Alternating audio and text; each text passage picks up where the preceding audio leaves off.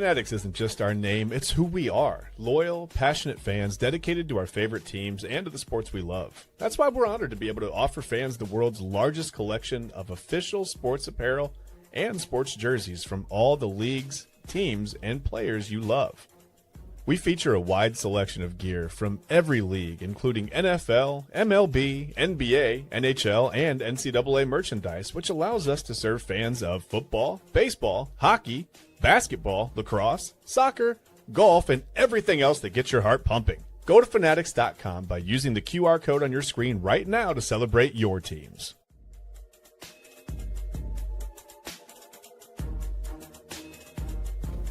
And welcome in, everybody, to another episode of Inside Edge Primetime here on the Inside Edge Network. Chad Bryan, to my right, you're right, everybody's right. I'm Eli Moon, and we're back in the saddle, on the saddle adjacent here, and we are back in full force.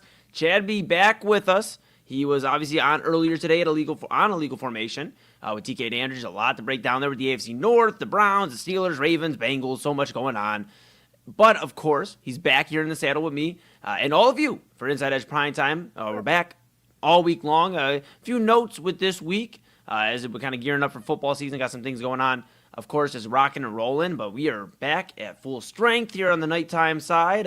We're excited to have him back. He had a great vacation, I imagine. I'll ask him here in a second. But I hope you all are enjoying yourself as well. If you haven't been here before, hello. If you have been before, hey, welcome back. Make sure you like, subscribe, follow at Inside Edge Net on all the socials, YouTube X, Instagram, Facebook, TikTok, Twitch, all that great stuff.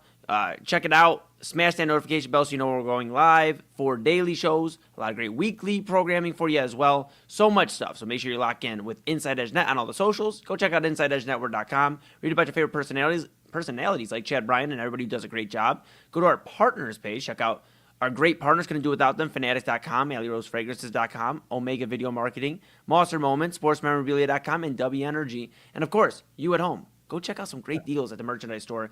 Go rep Cleveland's digital leader, your source for sports, entertainment, mental health conversations, news, and everything in between. Whether it's a hat, a shirt, a mug, a polo, a windbreaker, get it all ready to go and rep the Inside Edge Network. And of course, download the Inside Edge Network app on Roku. Take us wherever you want to go, to the disco, to the bar, out of state, far, wherever you want to go. Take us with you. Inside Edge Network app on Roku.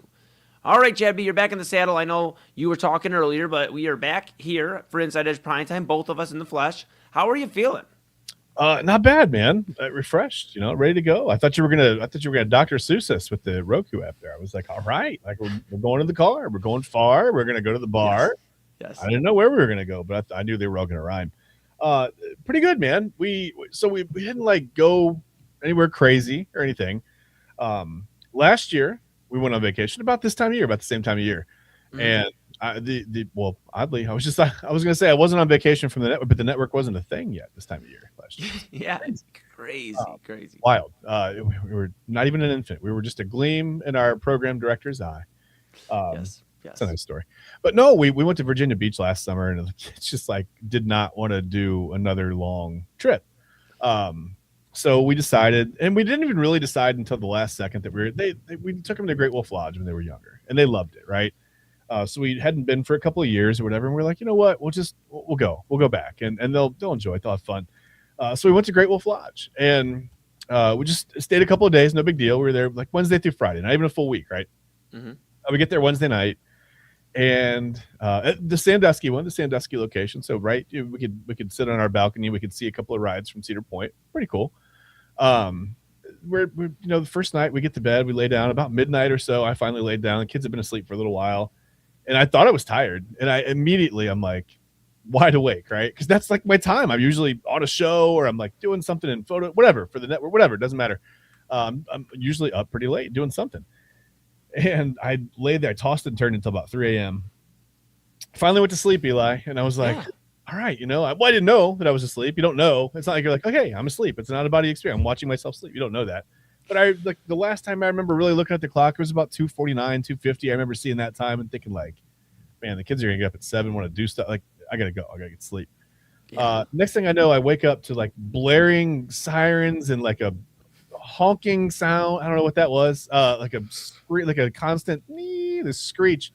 The fire alarm was going off in the building, which is an unpleasant way to wake up at 4:47 a.m. By the way. Yeah. So we get up and we get around and we figure out what's going on, and everybody, we're just like, we do the zombie walk along with everybody else, like all the people that you've seen there all day, because we had been there for most of the day. Yeah. So the people that you see walking around, they all look crazy too. Everybody's just like shuffling out, whatever. So we get outside, the fire department comes, and it took them about maybe 5 minutes. The response time was great. I'll give them that. It was the Perkins Fire Department, I believe. They were there quick. I mean, really, really quickly. And we're all outside, and you see the firemen get out, and they put their jackets on, they walk in and open the door and walk in. I mean, not even like 30 seconds later, they come out. They're like, all clear. Everybody can go back in. I'm like, all right, so what got me out of bed at 4:47 a.m. that was that easily fixable? But I'm glad they came out and took a look. And obviously, you want to make sure people are safe or whatever. So the overreaction was the right reaction, but it was it's a little jarring to wake up at whatever time in the 4:45, 4:47. Who knows the exact time? Little jarring thing to wake up to, the fire alarm blaring on your first night of vacation after you just fall asleep. So that whole next day, that was mostly a day of zombie walks as well. I was pretty tired, but it was fun, man. We had fun. I enjoyed it. That's what it's all about. It doesn't matter. So. Good. Good. Very good. Very good. I'm glad that everything went well. I'm glad there was only a false alarm, not a real alarm. That's very good. I'm glad you sound recharged. I'm glad to have you back. We're all glad to have you back. And yeah, man, that reminds me of one time when I was living downtown and the fire alarm went off. And the fire alarm was so funny. Okay, that's not like funny, but it was funny downtown, because they're like, "Hello, this is letting you know that you're a fire alarm." Like, it was like talking to you. That was like how the fire alarm went off. And it did it the one time, and it would do it from time to time. It's like, whatever, and then it would stop. But it did it this one time, and I was like, whatever, dude. And then it did it again. I'm like, man, will somebody fix the damn fire alarms in this place? I'm so sick of them going off half-ass. Right. And I opened up the door, and there was like a huddle of people on the 7th floor. Is where I stayed, on the 7th floor, and they're opening up the garbage chute, like the door to the garbage chute. I'm like, well, what are they doing? They opened the chute up. There is smoke. Like legit smoke just coming through, and I'm like, oh no. And this other guy is like standing over here, and he's like, we got to get everybody. I'm like, me? Like, I have to get everybody? So I'm like, hey, maybe we stop looking at the chute and get moving. Like, so I'm like, where are the stairs at this place? I've lived at this place now at that point like 6-7 months, 6-7, and I didn't know where the damn stairs were, because I always took the elevator. So I'm like, I don't know. You're going to have to guide us. I'll get the people. You guide us to the stairs. So we guided us to the stairs. We were outside for like, I don't know, an hour, maybe closer to 2 hours. It was the day before I was leaving for Vegas. Man. It was crazy. A day or two before Vegas, and so I called Papa Moon, because they give us the all clear. You can go back in. Yeah, okay, there was just smoke. I'm not going to go sit in a spot where there was just smoke going on in my floor. And so Papa Moon came and grabbed us. We rocked out, for Vegas. Vegas was cool, and everything was cool. But that place was crazy, and we'll just leave it at that. But I'll tell you, Chad B, I found out, and we'll get into sports here. I found out somebody tossed a cigarette from like the 8th or 9th floor, tossed it down through the chute. It went down to the 3rd floor, and then went whoosh, and came back up. I mean, come on, man. Like, are we serious? Okay, that's a different At least show, you different get the resolution there. Honestly, and not that it's really any of my business. I guess the end of my business ended with the fire department coming and saying, "Hey, it's all clear. It's fine. You can go back in." But you are curious, did someone pull a fire alarm? So my wife got a text when we first got there. Sorry, and then we will get to sports eventually. Yeah. Tonight's the Great Wolf Lodge Hour. My wife got a text when we first got there that said, if you're going to take a shower or a bath tonight, to get it out of the way before midnight, because they were going to do some work on the plumbing or whatever, so you're going to lose hot water for a little while. Yeah. So part of me wondered if maybe they had the plumber in there and he's, I don't know, sealing something up with a torch or whatever, and it got a little wild, and who knows, maybe something happened, fire alarm went off, or who knows, maybe somebody was just like trying to smoke in their room and enjoy whatever, right? And they set the fire alarm off, or someone just walked by and said, this would be a funny thing to do at 4:47 a.m. Let's pull that. You never know, right? You never know. I mean, maybe you were given some hot sports takes in your room, and maybe you set off the fire alarm. I don't know. That could be. You know what's good news, though? As I'm looking at my computer, it's doing stuff. It just did an auto update. And is my Stream Deck working now? It is. It's back. News. That's fantastic news. So, well, hey, with that good news, let's transition right here into our first topic of the night, Chad B. And of course, the MLB trade deadline was at 6:00 p.m. It officially ended. No more trades. You get them in. Well, you can't anymore, but get them in before 6 p.m. They got clear waivers now. It's all different. Exactly. And it's gonna get crazy. It's gonna get crazy, and it did get crazy today. The Guardians were very active. I know, folks, were shocked, and if you listen to the main event yesterday, I torched them. I mean, I went in, and and I even said, if they don't make significant moves, they'll finish third in the AL Central. I'm here today to say I'm not going to necessarily reverse that statement because we haven't seen the team play yet with these new additions, but I'm feeling a little bit better than I did. That statement still stands, Eli. If they hadn't made moves, I mean, that's an okay statement to make. You can stand on that still. It's okay to say. Yeah, absolutely. Yeah. That's true. Thank you, Chad. Exactly. I stand on business, actually. That's right. But the Guardians did make quite a flurry of moves today. They did. Yesterday they got after it early, moving on from Bo Naylor. It was the big piece. And coming back, of course, Craig Yoho, bullpen pitcher, a guy that I looked into it. He has 6 years of control. And that's a guy that you could really build long-term in that bullpen. We talk all the time. The loss of Emmanuel Clase, and Kate Smith obviously stepping up into the closer role and doing a pretty damn good job of doing that for most of the year. Last year, and now this year is the full season as a closer. But you got a guy in Yoho who is interesting. I know we have some thoughts on Yoho, but just kind of recapping the big moves. Of course, there were other pieces in there, but Yoho stands out. And then Joe Adell, who we've talked about here on Primetime. I had some fun talking about him. He's become one of my favorite players in baseball before he became a Guardian. And now he leaves the Los Angeles Angels. And he obviously comes over here. Jacob Kozar, I believe, was the move over from the Guardians. Yeah. In the trend, you'll see here is a lot of prospects were moved. Nobody from the main roster, the Major League Baseball roster for the Guardians. Then, of course, and no huge prospects, really. Like nobody with big upside. I mean, I thought they did a nice job of improving without depleting the minor leagues. I thought they did great. Absolutely. Foster Griffin, also all-star starting pitcher from the Nationals, comes over here. And then Nathaniel Lowe from the Reds. And we're trying to figure out if he's Nate or Nathaniel. Chris Antonetti talked earlier to the media and said Nate. So we're getting to the bottom of it. I actually saw Nick Camino does a lot of great work. He said he's going to ask and get some clarification at Progressive Field tomorrow if we call him Nate or Nathaniel. So stand by on that. I would just throw everybody off and go by Nath if I were him. Nath. Why not? I mean, I guess why not? Why not? Yeah, all right, whatever. But look, a lot of moves. Obviously Griffin on the starting pitcher, a 12-3 record, a 3.06 ERA on the season. He goes from a team that really didn't have any playoff hopes in the NL East that, the Braves, we talked about obviously your Braves, the Braves are there.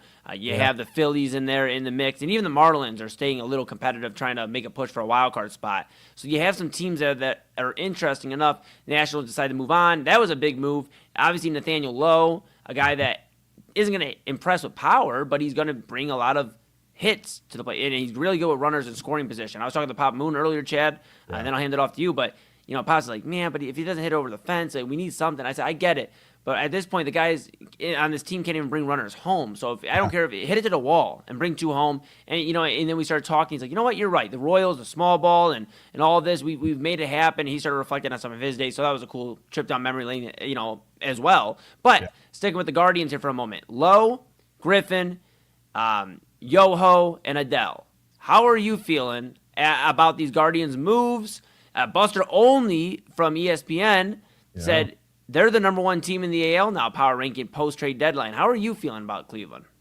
Well, I think it just depends on how everyone settles into their new role in their new city, right?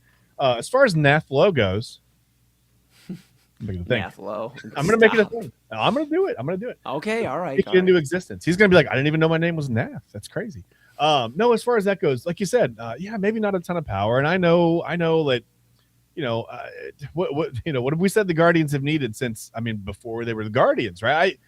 From day, it's like always add the big right-handed power bat. But as far as Lowe goes, like you said, just good with runners in scoring position. That's been a big problem for the Guardians, not only this year, but, on a lot of Guardians and Indians teams of the past. So many runners left in scoring position, or just left on base in general. And it's nice to have some guys that can barrel the ball up and that are actually good with runners in scoring position. So you don't get a runner on third with nobody out and not score. That's not acceptable. At the major league level, there should be almost nothing. I know, I get it. The pitchers are really good. They're definitely trying to get you out. They don't want you to just do whatever you want to do at the plate, contrary to the way that I believe some people think. Like you're supposed to hit a home run every time you go up because you're a major leaguer, but that's not how that works. But just to get someone who knows what to do with runners in scoring position. It's not always getting a hit even, right? Sometimes it's just it's flying out to right field. It's hitting a ball deep enough to get a runner home, or hitting a ground ball past the pitcher up the middle, right? Like deep enough into a hole one way or the other just to get a run home. It's just someone who's good with the bat in their hands in those situations is such an upgrade because you have a chance to get it. Runs matter. Not to make light of the lettuce situation right now. We have a runs. Those aren't the kind of runs you want, right? You want your runs to preferably be in the form of runners crossing home plate in a baseball game. So, yeah, the Guardians have had a big problem with that. And it's funny because, while we're saying things that we said that were wrong, I was asked many times about the Chicago White Sox. And I said many times, they won't be here in August. Yeah. Technically I was right because they were tied for first at that point, and now they're 3 games up on the Guardians. So I guess I was right. No, the White Sox are way ahead of schedule. So you got to start getting some guys in the lineup that can put the bat on the ball. And again, it's not necessarily about hitting the big 3-run home run. It's just about getting runs across the plate. As far as Joe Adell goes, absolutely electric defender. We saw, the game earlier this season, he robbed 3 home runs in 1 game. And baseball's cruel. A couple months later, he had a ball go off his head over the wall for a home run. That happens. So now he and Jose Canseco are the 2 players in Major League history that have had that happen to him. That's fun. But yeah, Adell, 37 home runs last year. He's hitting 20. He's hit, I think 20 home runs at least over the last 3 seasons. He instantly becomes your best power hitter in that lineup right now. Right. So a lot of people I saw, knocking that trade, but you get a plus defender, a guy with a great arm, guy with good speed, obviously barrels up the ball pretty well. He's flashed some power. I thought a great job by the Guardians. For as much as you can do with the perceived financial limits that we see the Guardians having, it's not that they don't have the money. They have a spending limit that they pretty, adamantly stick to, right? Right. I thought they did a nice job of improving this team without giving up too much as far as, long-term future prospects or talent or whatever. If they can get it going offensively, this is a pretty good team. I mean, they've got the pitching, right? Right. They addressed some bullpen issues. They addressed some outfield power issues. I mean, they're looking pretty good right now. Yeah, it's interesting, right? I was so shocked, first off, with the Joe Adell trade, because you sent that over to me when the news broke and the Guardians reported it, obviously, announced the trade. I was shocked. And in fact, I thought that may have been the end of Stephen Kwan today, like in Cleveland. Yeah. I thought, okay, now you got Joe Adell, you got some of these other guys, obviously, they play the outfield, David Fry, some of these other guys that, of course, some news came out. With Fry, with Manzardo, Antonetti, the president of baseball operations for the Guardians, announced that David Fry and Kyle Manzardo are going to go down to AAA. They're going to be optioned for right now. They're going to move down. Juan Brito, another move as well. Don't want to get swept under the rug. The Guardians DFA'd him earlier, but instead they were able to flip it to a trade for the Reds, and they got cash consideration. So, that will be for our next free agent in 10 years. But besides that, all jokes aside, I was really excited about the Adell move because now it's like you solidify, yes, you're going to have your moments where he's going to kind of leave you scratching your head because he does strike out a decent amount and things like that. But he still does bat pretty well. 16 home runs, 62 RBIs. He's somebody that's going to bring some pop to this offense. In fact, the stat is he's the leader in home runs for the Guardians as of right now. Now, he hasn't hit one as a Guardian, but take over his total. He has more than any Guardian right now on the roster, and that's impressive. Nate Lowe or Nathaniel Lowe, he's a guy that's, as we mentioned, is going he's going to get on base, and he's going to consistently get on base. The OPS is strong for him, and I think that's something exciting. Again, with Manzardo going down, with Fry going down, you now have a spot where Rhys Hoskins and Lowe, it sounds like from Antonetti, and he said he's going to leave it up to, of course, Guardians manager Stephen Vogt to decide, but it seems like you'll see some platooning between Lowe and Hoskins at first base, so that'll be interesting, of course. We'll see what that looks like for that outfield, too, just thinking of everything here for the Guardians, just unpacking it as it only happened for a few hours, kind of seeing what this team looks like. But Adell in right field, Stephen Kwan survives in Cleveland. That's a big thing as well because a lot of people, myself included, thought he may not be in Cleveland after this trade deadline, and it shows that the Guardians are all in. They kept Kwan, Adell in right, and then you probably look at Angel Martinez in center field. We'll kind of see there with the outfield. But yes, Adell is exciting, Lowe is exciting. I think Foster Griffin's somebody that we should keep an eye on. Now, of course, the big thing about Adell is he has another year after this year. Now, we'll see what that means with the lockout, how that works for contracts and all that jazz. Yeah. But you have this year and next year, as of right now, with Joe Adell under team control. Yoho, as I mentioned, 6 years of team control. Foster Griffin is interesting because he's essentially a rental. if the Guardians don't want to pay him. He's 30 or in his 30s, early 30s, and he's somebody that, again, 12-3 this year for the Nationals, a 3.06 ERA, somebody that's really impressive. I mean, he has some nasty stuff, and they called him a baseball nerd. I was reading all over social media where he has 6, 7, 8 pitches in his repertoire that he can really go to and strike. Yeah, yes, exactly. But we were just talking the other day. It's so funny about control pitchers and the repertoires instead of blowing, by guys with fastballs every time. And Foster Griffin's almost one of the last guys, it seems like, in baseball right now that can do that. And he's doing it at a very strong clip. He adds to a rotation with Parker Messick, with Gavin Williams. Kind of takes a little bit of pressure off of Tanner Bybee, so that he can kind of just relax. I mean, he's still got to take care of business, but it's not as much pressure as he had going into spring training, into the regular season start. All of that jazz. What it means for Slade Ciccone, for Joey Cantillo, we'll kind of see. I think Ciccone's probably going to the bullpen, but if anything, this is a great thing for the Guardians to get stronger in that bullpen, and moving one of those guys, Ciccone or Cantillo, is going to be it's going to be interesting, because now your bullpen with Yoho and one of those guys, it just gets stronger by the moment. That's really what I took away from all of this. Of course, those are the big ones: Griffin, Lowe, and Adele. And then, of course, we mentioned Yoho a few times. I think him having that control, somebody you get used to seeing in Cleveland, because he's got a lot of nasty stuff. Could be somebody that comes in if you're needing a bullpen day, fourth inning to sixth inning, he could do something like that. He is somebody I'm actually excited about now that other moves have happened. I wasn't excited yesterday, and if you go back and watch Main Event, I was not thrilled. I mean, Craig Yoho was not who I wanted to talk about for 30 minutes on Main Event. But, hey, you know what? After everything transpires, I'm feeling a little bit better about the team. Of course, they didn't go out and get the guys we were talking about months ago, or at least I was, when I was trying to convince Chad that maybe go get Yordan Alvarez or Arias, Luis Arias, of course, Philadelphia. Yeah. But they made moves based off, like you said, their spending and their plan right now, with the lockout possibly impending, with ownership change possibly happening in the next couple of years to David Blitzer. There's a lot to take into account. One thing's for certain, though, they didn't punt the season. That's what at least that's what I take away. They didn't punt the season. Right. They said, in a wide open AL, let's go snag this AL Central. We're still within striking distance. We're not 15 and a half games back. Let's go win the AL Central and see what it looks like, because there's other teams that are making stronger points, but the Rangers, who I thought would still compete, they basically were trying to sell off of everybody. Jacob DeGrom said no to his no trade clause. That, I'm not going elsewhere. So that included the Braves. The Braves kicked the tires a little bit with the Rangers on Jacob DeGrom. So yeah, they tried to make a move. They didn't do anything. They did the least of any first place team in baseball. So yeah, as a Braves fan, I feel a little disappointed. But I mean, when you start to talk about getting some guys back pitching wise toward the end of the season, I think they're a team that can stand pat. And actually, they can get better with guys coming back. They've got guys there. Not Spencer Strider. It appears he's done for the year again. Definitely concerned about his long-term future and just that arm in general. But it's a little disappointing. So yeah, if you're a Guardians fan, you got to feel good. You have to feel good.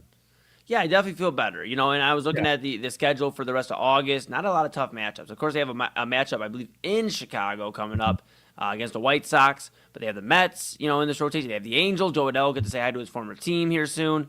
Just some teams that they really should take care of business against. And, who knows? By the end of August, maybe we're singing a different tune. I mean, Buster Olney already feels pretty good about the Guardians. I feel a little bit better. We'll see how they play, of course, because you got to go out there and put it together. But, the rotation's a lot stronger. You at least have some pop in the bat and guys that can bring runners home. So we'll see what it means, for the rest of this year, for the rest of this season, for the Guardians. One thing's for certain, though, Chad, I said it yesterday, I still stand on it. The Guardians are in a 3-team race now for the AL Central. Don't forget about the Twins. Twins are literally biting at the Guardians' heels. They are trying to get into that spot. And I only think one team in the AL Central will get into the playoffs. I still stand by that. I think we're going to see 2, if not 3 teams in the AL East. Boston got better today. New York got better, of course, the last couple days here with their trades. Luis Garcia from Washington, I believe, over there. They just didn't do a lot, but yeah. But their moves were – but him and Helio Ramos, Chad, I mean, that was interesting enough to make – and they're getting Judge back. We say it here in Cleveland, the injuries are our acquisitions. Well, they're getting a pretty big acquisition then in New York here soon with Aaron Judge. Literally and figuratively, yeah. Real quick, just a quick note on Craig Yoho. I know we got to go to break. One of the cooler stories: Yoho did not pitch until COVID. He wasn't a pitcher. He was he was a prospect, but he wasn't a pitcher. Brewers scout Ginger Polson noticed him. He was playing catch with a new changeup grip that he was just basically toying with. And she, I think she had saw some things and like wasn't considered a pitching prospect at all, but she saw him throw this changeup and said, "Hey, listen, Brewers, might want to take this guy." He was at some point between Fishers High School, University of Houston, and Indiana. She was responsible for scouting him probably at some point when he was in Indiana, and whether in high school or in college or whatever, and noticed him throwing with his changeup and said, "Hey, you should take this guy with the 8th round pick." And by the that's going out on a limb, right? For a guy who's newly trying a position as hard as pitching, right? For to go to the Brewers and say, draft him with your 8th round pick because I saw him throw this changeup is wild. But it clearly panned out. So yeah, shout out to Ginger Polson, man. Brewer scout Ginger Polson for noticing Craig Yoho and, I guess seeing the future, man. Scouts are amazing. The little things that they can pick up on sometimes on a player, it blows my mind. It's really cool. So I thought that was a cool story. Absolutely. And we're happy to have him here in Cleveland. We're happy to have all the guys. Yoho, Adele, Griffin, Lowe. I'm very excited for all of the guys the Guardians were able to acquire over the last couple of days. And especially Nath Lowe. Yeah, especially Nath Lowe. Especially Nath Lowe. Great name. Yeah. You can't forget about Blake Perkins, too. Of course, he'll be in AAA, a depth guy, not really batting strong, 147 and a homer on the year. They're going to see what they can do, obviously, and keep trying to get outfielders ready for the future of Cleveland Guardians baseball. So they add to the farm. They don't give up too much on the farm. I think only one top 25 prospect. Nobody from the Major League roster gone. Of course, they optioned Fry and Manzardo. Somebody's got to go down. They got to make room for the new guys. But everybody intact. Stephen Kwan's still here. That's a big thing. So I'm very happy with all that. I'll breathe a little easier tonight, knowing that the Guardians at least made some moves. Their most active trade deadline since 2016. Last time they were this active, they went to the World Series. They did. So we'll see. All right, Chad B and I, when we come back, we'll talk about, of course, a team that may be in the World Series for the 3rd straight year in a row, maybe a 3rd winning year for the Los Angeles Dodgers. The rich get richer. Tarik Skubal is a Los Angeles Dodger. The Dodgers also were active again today. Chris Bubic from the Royals, all-star pitcher, on the mound for the Royals, now on the mound for the Dodgers. He goes to the army of pitchers they have. And ridiculous. We'll talk about that, what it means for baseball. What does this mean for a lockout? What does it mean for the Dodgers? Should everybody just say whatever? Even though the Guardians move, should we just say, well, let's just get there and at least say we got there? What do we do as baseball fans? We'll talk about all that coming up next, and then later on. Training camp is obviously in full swing. The pads are on today. They were ready and rocking. Deshaun, Shador, Dylan Gabriel. We'll talk about it all when we come back later on in the show. Of course, it's Inside Edge Primetime here on the Inside Edge Network. Chad B, he's back. To my right, your right, everybody's right. I'm Eli Moon. This is Inside Edge Primetime on the Inside Edge Network. Back after this. Key On Sports is the leader in Ohio high school athletic coverage in written, print, and video streaming. From the latest news and results and written content to the high school football game of the week every Friday, Key On Sports has you covered. The vision of 15-time published author Vince McKee has become the most trusted site in Ohio high school athletic news. From podcasts to player profiles, Key On Sports is your one stop for all of it. Visit them today at keyonsports.com or on YouTube at Key On Sports. Check out their socials on Twitter and Facebook as well. Clean energy, bold flavors, and no jitters. See why people won't shut up about Dubby. Clean energy, no jitters or crash. Whether you're starting your workday or getting ready to exercise, Dubby Energy helps you lock in and focus. With over 15 flavors to choose from, you can't miss. Order Dubby Energy right now by using the QR code on your screen and use the promo code InsideEdge10 to receive 10% off your order. Dubby Energy, your energy-focused sponsor of the Inside Edge Network, Cleveland's digital leader. Discover our collection of body mists made with clean, minimal ingredients. Handcrafted with natural essential oils and clean ingredients, they offer a natural alternative to synthetic fragrances. Perfect for sensitive skin and those seeking clean, mindful self-care, and the perfect gift for you or your special someone. Courtesy of Alley Rose Fragrances. First-time customers, use that promo code InsideEdge20 to receive 20% off your order. AlleyRoseFragrances.com, a proud sponsor of the Inside Edge Network, Cleveland's digital leader. Whether searching for a baseball autographed by your favorite World Series slugger, a signed football by an iconic Hall of Famer, or the jersey of a world-famous soccer star, you've come to the right place.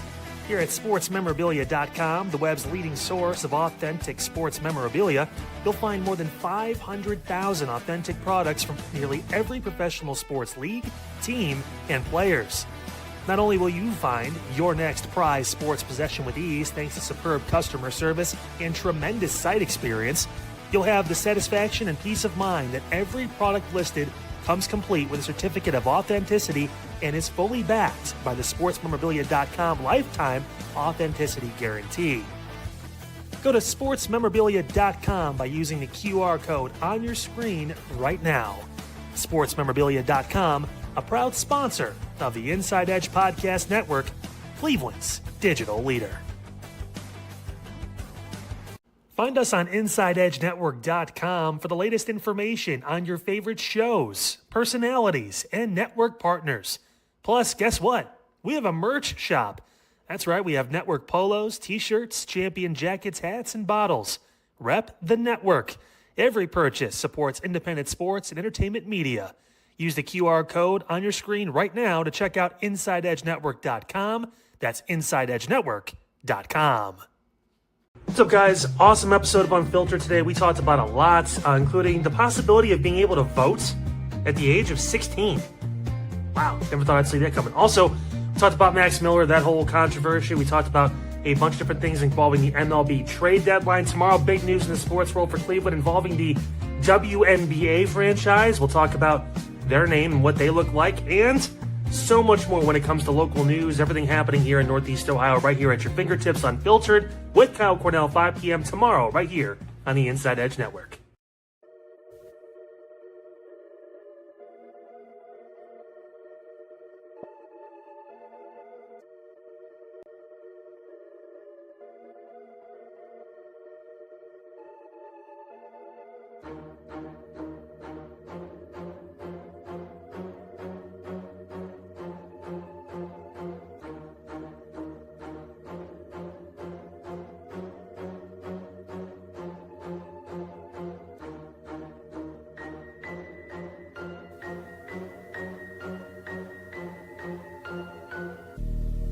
And welcome back to Inside Edge Primetime here on the Inside Edge Network. Back with you.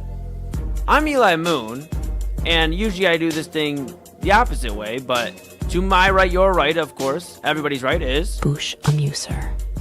Yes, Boosh exactly. Amuser. Boosh Amuser, everybody. He's Boosh back in the game. Amuser. Chad Bryan. To Boosh my right, your Amuser. right, everybody's right. Boosh Amuser.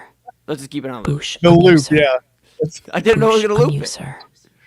Boosh Amuser. Yeah, that's him. That's him. Yeah, he's back. Chad Bryan, everybody. He's rocking with us. He is back in the saddle, on the saddle adjacent with me on Inside Edge Primetime. Welcome back, buddy. I missed you. Oh, my goodness. Boosh Amuser.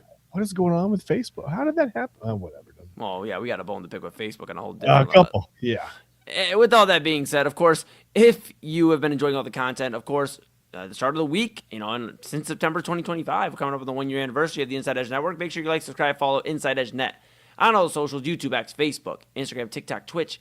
Smash that notification bell so you know when we're going live for daily shows on Filtered with Kyle Cornell, 5 to 6 p.m. Monday through Friday. And then, of course, the 3-hour, 3-show, 1-stream phenomenon, Inside Edge Primetime with Chad and I from 10 to 11 p.m. 11 p.m., The Daily Spiral with Autumn Chisholm. Of course, AA Anthony Alford, Chad Bryan, and myself rotate as a co-host and have fun with Autumn and just talk about a plethora of things. And then Midnight Run with Anthony Alford, midnight to 1, our program director and our bro, running with you Monday through Friday all the way to 1 a.m. One stream in the evening, of course. Just stay locked in for 3 hours and rock with us. And, of course, a lot of great weekly programming as well. Real Talk with Pop Moon, The Voice of the Land, Illegal Formation, Main Event, so much great stuff. Make sure you read about all your favorite personalities at InsideEdgeNetwork.com. Again, InsideEdgeNetwork.com is where you're going to want to go. Read about your personalities. Check out our partners page. Couldn't do without them. Fanatics.com, AlleyRoseFragrances.com, MonsterMoments, SportsMemorabilia.com, WEnergy, and Omega Video Marketing. And couldn't do without you at home. So go rep Cleveland's Digital Leader, your source for sports, entertainment, mental health conversations, news, and everything in between. Of course, you can get a shirt, a hat, a mug, a polo, a windbreaker, all that. Rep Cleveland's Digital Leader. And, of course, that's the Inside Edge Network. And download the Inside Edge Network app on Roku. Take us wherever you want to go. On the road, traveling, to the disco. We really want to go disco, but wherever. Take us with you on Roku with the Inside Edge Network app.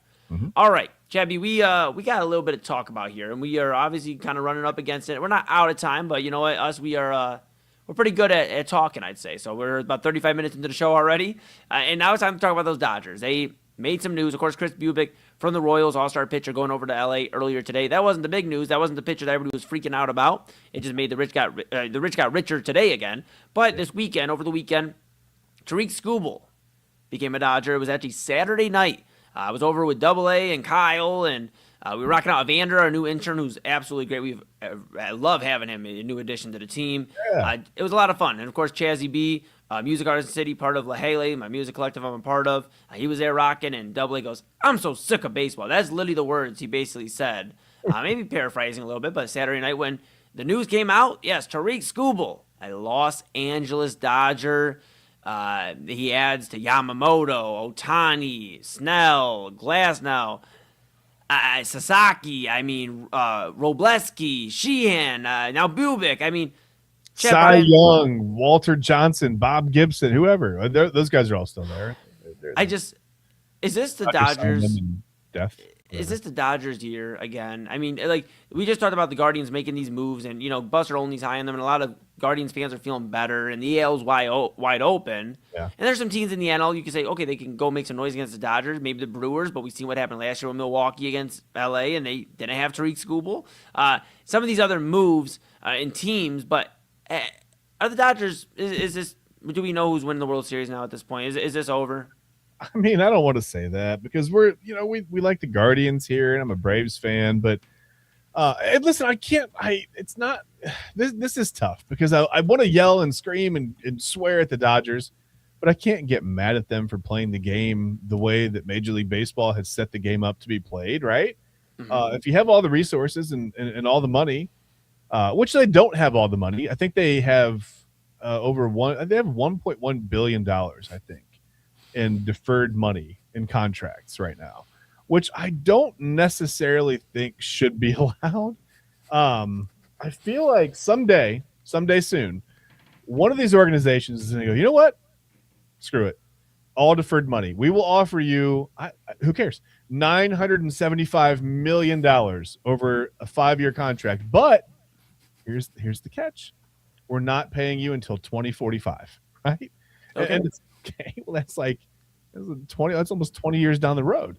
And then in the next 10 years, that organization ceases to exist, right? Like they saw the writing on the wall, right? They're not an organ. Boom, they're done. What happens to the deferred money? Not that the Dodgers are going to shut down, but come on. We can't keep deferring money out until the 2030s and the 25. This is stupid. You got to do something, right? I, for a very long time, would have said that I was a baseball purist.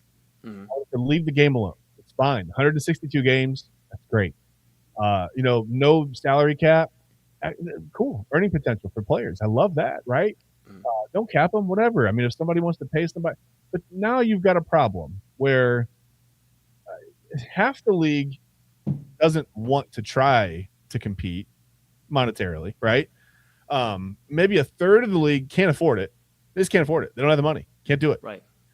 You're literally not in on any free agent. And I know, I get it, cry, boohoo, whatever, these billionaire owners, not millionaire anymore, billionaire owners. Right. There's money there. Yeah, there's money there. But you also, before you can, you can't sign 300 some $1 million in contracts before you pay everyone, right? So you've got to pay the entire front office. You've got to pay the ushers. You got to make sure the concessions are paid for. You've got to make sure these things are paid. Believe it or not, these owners have bills, right? It turns out it's expensive to run a Major League Baseball team. I know you never would have thought.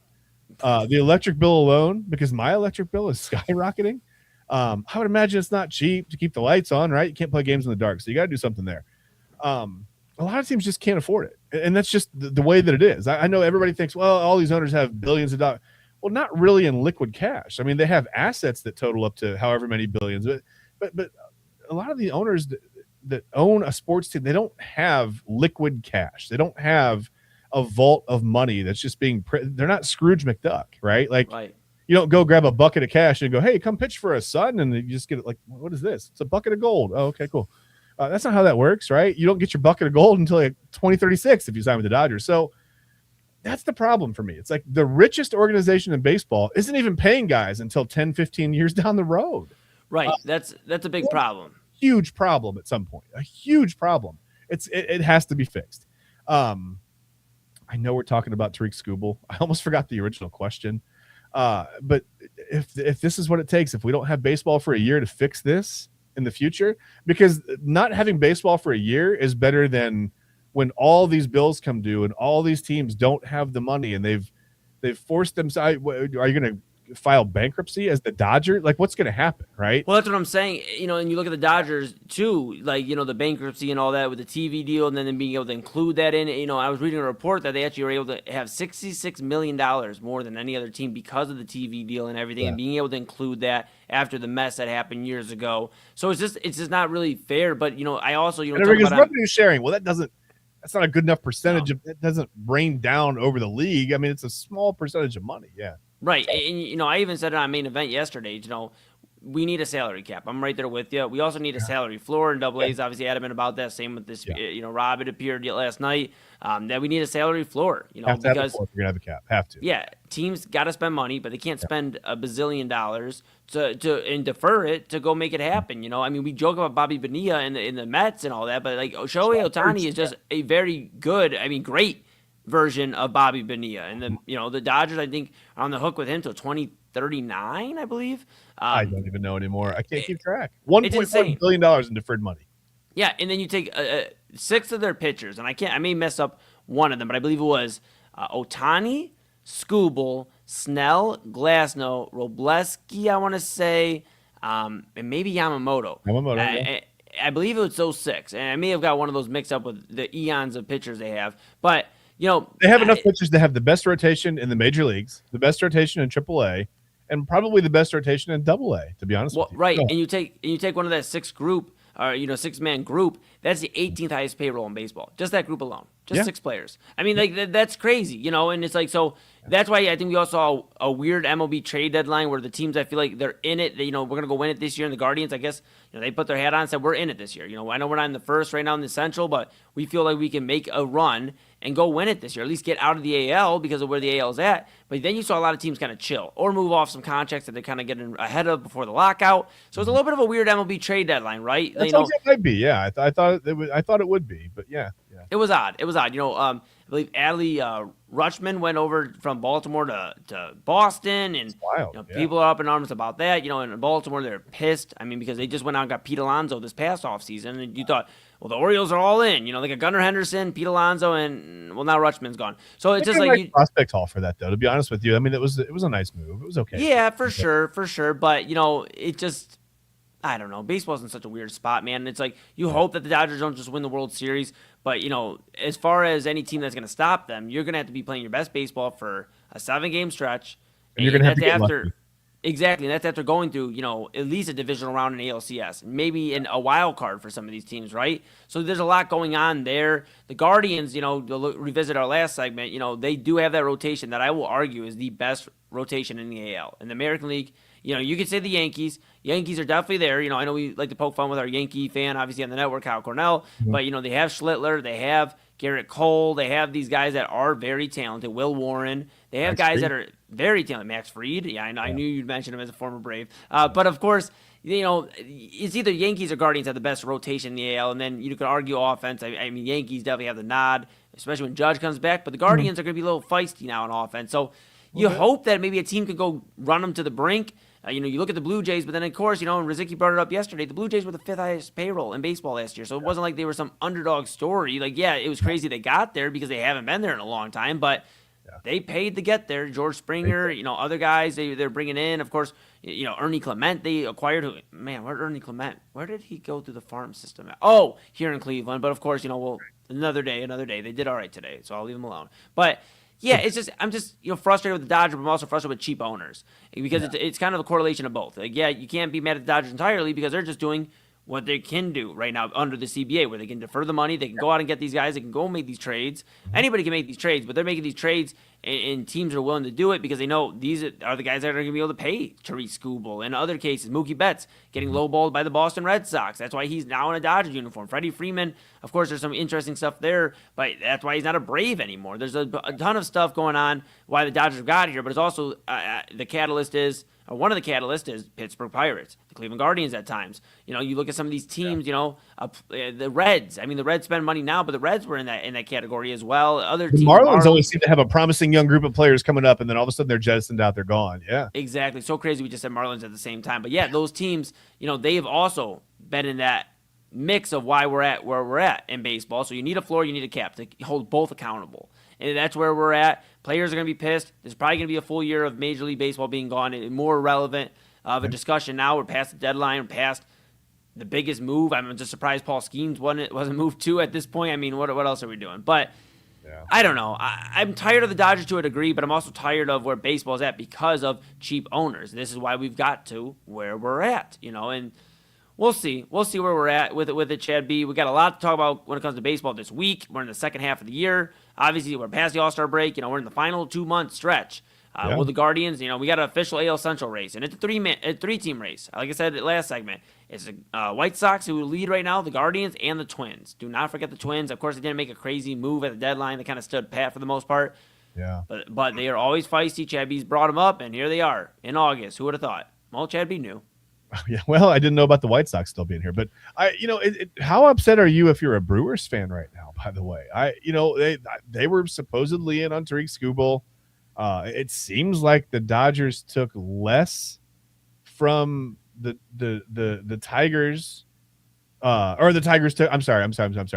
It seems like I just don't know. It feels like the Tigers took less back from the Dodgers for Skubal than the Brewers were offering. I don't really understand that whole deal, but I just don't know. The Brewers didn't really do much, and they did more than the Braves, honestly, and that's fine. That's great. I don't know. Again, I don't know. It doesn't make sense. No, I'm just thinking long term about how to fix all this, and I really like the only way, because I'm trying to brainstorm without a salary cap, but there's no way at this point that you can fix without a salary cap. You got to do a whole new. Excuse me, interrupt. My apology, but I guess I'm brainstorming here. Maybe a new MLB draft. You get a salary cap and a salary floor, and everybody's up for grabs again. I mean, I don't know what else to do, man. Like, yeah, I know. It's broken, but we're gonna fix it together with Major League Baseball, and we are gonna do what we can, which is talk about it and try to find discussions that maybe Major League Baseball, maybe Ron Manfred's got his ear, of course, the Inside Edge Network, and we can help guide through the lockout. We'll figure it out. Even after this, it's gonna take 5 to 10 to 15 years to truly fix it, because correct, you got all these guys on all these deferred contracts, all this deferred money all the way down the line, and guys are signed through 2036 or 2059 or 84, 22 or whatever. It's just it's baseball's backed themselves into a mess, and seemingly no one's been paying attention to this, but here it is. It's going to be in the forefront here in a couple of months. It's like when you have like a leak in your faucet, in your kitchen faucet, and you're like, man, whatever. Well, it's just a little leak, Then you come back, a few months later, it's just a little, okay, it's starting to get a little crazy. And then you come back, you're like, okay, it's been a year, but I can get away with this faucet. And then you go and you look, and it's been 10 years, and the faucet's like flying, the water's flying at you, and it's falling off, and the faucet smacks you in the face, and now you got a shiner. That's where Major League Baseball's at. Subfloor's gone. Oh yeah, forget that. And there's like 3 plumbers that can fix it. Yep. And guess what they're gonna do?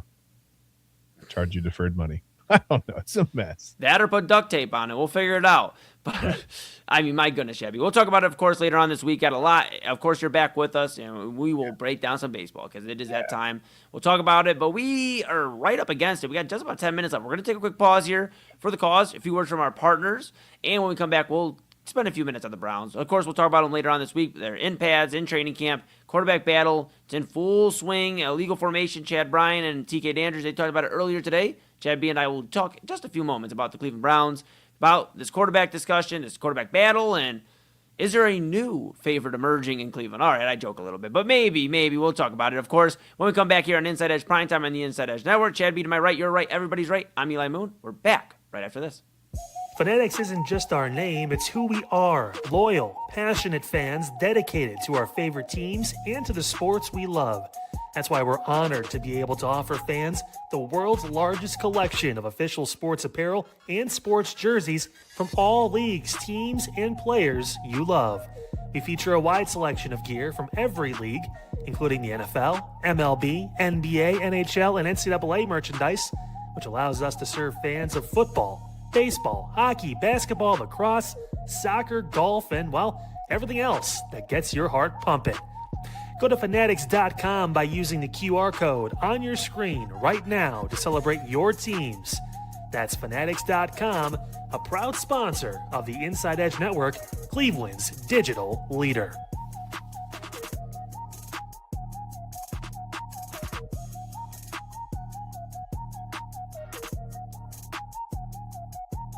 Small business owners are superheroes, but nowadays running your business means doing so inside your shop and on social media.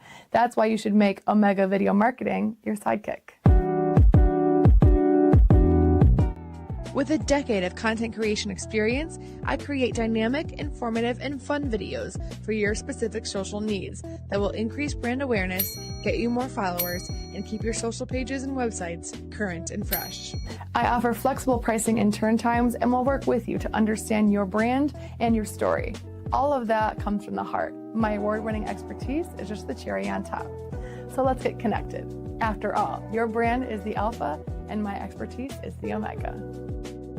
Discover our collection of handcrafted candles. That's right, every product is thoughtfully created in small batches free from harmful toxins for mindful everyday indulgence.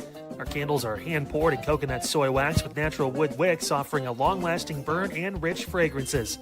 Create a cozy, safe ambiance for your home with candles from Alley Rose Fragrances. First-time customers use the promo code InsideEdge20 to receive 20% off your order. AlleyRoseFragrances.com, proud sponsor of the Inside Edge Podcast Network. Mosser Moments Photography is a husband and wife wedding photography team based in Cleveland, owned and operated by Inside Edge Network's very own Ryan Mosser and his wife Hallie. For the past 10 years, they've captured more than 100 weddings across Northeast Ohio and beyond, always working together as a true two-person team. Their style centers on authentic, emotional storytelling, documenting the real moments between two people in love and creating images that feel natural, comfortable, and true to the couple. Rooted in Northern Ohio but inspired by their travels, Ryan and Hallie bring a warm, personal approach to every wedding day. Their work blends experience, consistency, and a genuine passion for helping couples relive their best day through timeless photography. Learn more at MosserMomentsPhotography.com by using the QR code on your screen right now. MosserMomentsPhotography.com, a proud sponsor of the Inside Edge Network, Cleveland's digital leader.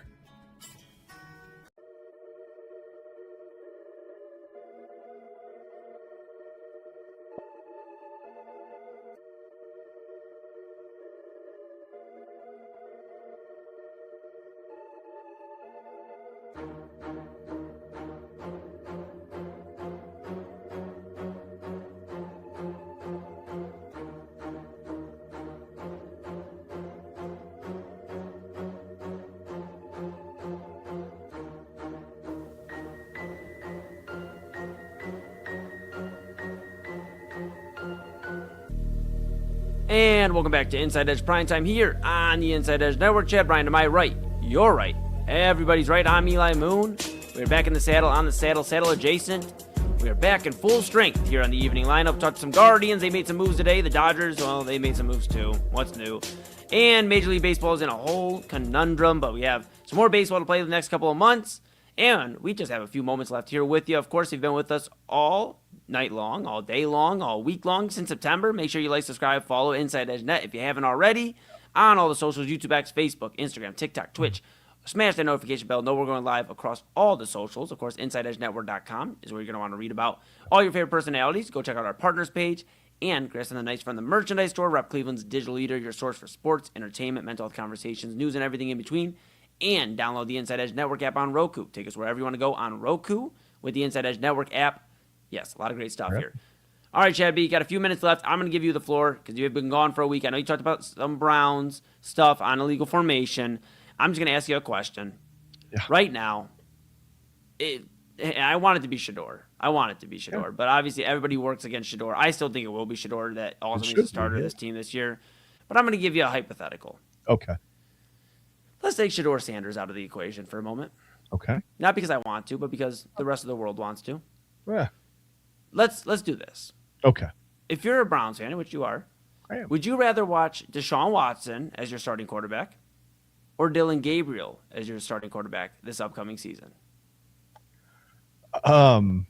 Is there like a traffic cone or something we could just maybe like the center could just turn around and put the ball on top of the traffic cone, and then the running backs could just take the ball as they like. We don't need a passing game, right? We wouldn't have one, first of all, if it comes down to those two. Oh wow, Dylan Gabriel? Okay. It's not about skill. I don't care. Deshaun. Well, listen, you can make it about skill. Deshaun Watson hasn't done anything meaningful on a football field in 6 seasons. Yeah. Save for like 2.5 pretty okay quarters against Baltimore in 2024. Yeah. Was that 2024? 2023? Yeah. 1982? I don't remember. Yeah. Hot hike. It didn't stick with me. It didn't make an impression on me, really. I don't know. Yeah, I guess Dylan Gabriel. If my choice is between those two, it makes it the hard choice makes it seem like I have something personal against that. I don't. He just wasn't a very good quarterback, I didn't think. As far as NFL, offenses go, maybe it was the Stefanski handcuffs. I don't know. Maybe he would be better in a different offense. Maybe, you get him out and you let him play to his strength and let him get outside the pocket a little bit and create. Maybe he's a little better. But I think the arm strength is an issue with him. So but yeah, if I have my choice between Deshaun Watson and Dylan Gabriel, I'm choosing Dylan Gabriel. Yeah, I don't know. Whatever. It's just, dude. I mean, it's a mess, and But that highlights how much I really want Shedeur Sanders to be the starter. I really believe that right now, yes, he's got a long, long, long way to go, but he's head and shoulders above those two. Right. No, and I've seen reports of Dylan Gabriel's look like the most improved quarterback, the best quarterback. Now, let's keep in mind that he also is playing against the second and third stringers, most times third stringers. So but also with second and third stringers, so there's that. Correct. Yeah. But he also has thrown a third of the passes that Shedeur and Watson have thrown. He's also less touchdowns than Shedeur in training camp, if you follow that tracker. And then, of course, you have the interceptions as well. So, I mean, you got to play take all that into account. Of course, head coach Todd Monken spoke to the media earlier today. Guys, the players were in pads here at training camp. The Browns were rocking in pads. It's closer to being real here in real football very, very soon. But, Todd Monken said if Dylan Gabriel keeps performing, he'll get more reps. And then we'll kind of get an idea of what he looks like with the first team, at least see what it looks like, or, second team, something.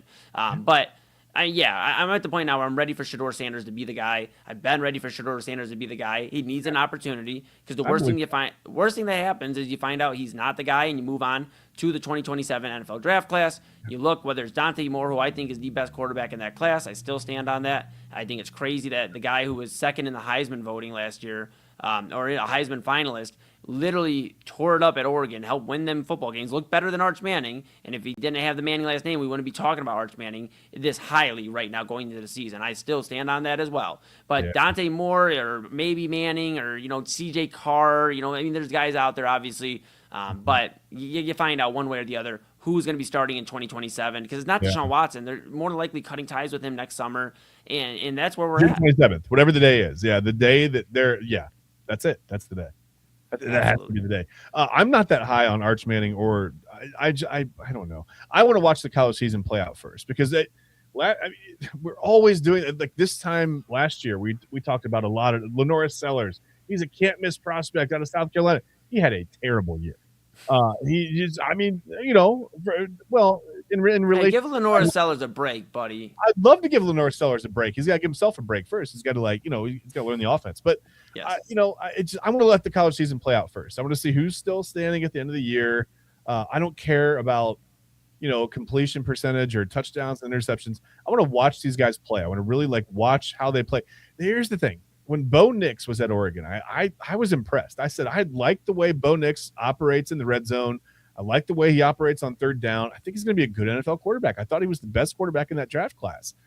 So far, he's played very, very well. Broncos fans still don't like him. So I mean, it's hard to be a quarterback, man. But let me just let me see the college season play out. I'm not going to jump on the hype train right now. Arch Manning, anybody, I don't care who it is. I was watching play 12, 13, 14 games. And then we can try to assess them at some point, but it's really hard to assess quarterbacks. It's really tough. Yeah, no, it is. It is. And the beautiful thing about it is we've got a lot of practice with assessing quarterbacks. Not always greatly, but we've done it. 42 of them since they came back, man. Yeah, absolutely. That's right. Yeah, well, rent's due, and we ain't got it. Top of the hour, we ain't got it. Well, maybe you found it during vacation, but it's sure not. All right. No. Cool. Good talk. All right, that's gonna do it for Chad B and I. This is Inside Edge Primetime. This has been Inside Edge Primetime. We are. We'll make a programming note, and I'll let you leave it up to AA. But there will be a programming note later on, I'd imagine tonight at Midnight Run. You'll see the announcement that we with the shows. AA and I will be off tomorrow. AA's giving me a funny face. AA, why don't you come on? We don't bring you on until midnight. We're gonna bring you on before Autumn because look, Autumn, she has to explain the chat. Actually, I want to bring them both on. You know what? This is perfect. I want to bring them both on. Yeah, because you haven't heard about PNG yet. Perfect. Let's bring. Wait, Autumn said no. Autumn said no. It's okay. Well, Autumn doesn't get to decide because this is prime time, so technically, AA Anthony Alford and Autumn Chisholm, of course. Hey guys, what's up? Hey, what's up, Chad? Welcome back. Hey, it's good to be back. Thank you. I appreciate that. Oh, no problem. I guess I have a. It's not a groundbreaking program. It's not. I made it sound like it's not a ground. We have giant news. Eli and I, we have a sales meeting tomorrow night, yes. So we can't do the show at the same time. So from 10 to midnight is Chad and Autumn. You guys figure out what the hell you're doing tomorrow. Exactly. Just don't burn the place down. Oh, wait, that's me. Yeah, we'll be okay. Yes. That's it. That was the announcement. Perfect. Thank you. That's all we need from the InsideEdge Network. We'll figure out what the hell we're doing. That's big announcement. Love it. And then I will leave this up to you guys tomorrow because of course AA and I will be off, and then we're disappearing. We'll be gone. Leave it to you guys. I'll be back at midnight. But Autumn, you have to talk to Chad tomorrow. Yes, I will explain to Chad what happened tomorrow. Okay. I will explain. Perfect. That's all we ask. I'm looking forward to it. I go away for a week. I come back and there's okay. All right, progress. Look, the Guardians have improved their roster. There's too much happening. Just know that there's way too much happening. A lot happening. I mean, even since the last episode, I'm assuming a lot has happened. Yeah. Even since. Oh no. It's been a legal formation, and now I guess we didn't do a weekend check-in. No weekend check-in. I just look, y'all. I've had a weekend. Just let y'all know. All right, fair. Well, weekend of lore was had by Autumn Chisholm. That's fine. We can't wait to hear about it, Autumn. And we're going to hand the floor off to you. We are just a few minutes over. AA Anthony Alford joining Autumn Chisholm, the Daily Spiral, coming up right after station identification and one of the coolest intros across the entire universe. Chad, Bryan, and I back with you Wednesday. Chad with you tomorrow. And yeah, you get the point. All right, Daily Spiral coming up right after this. I'll see you guys behind the board for Midnight Run later on.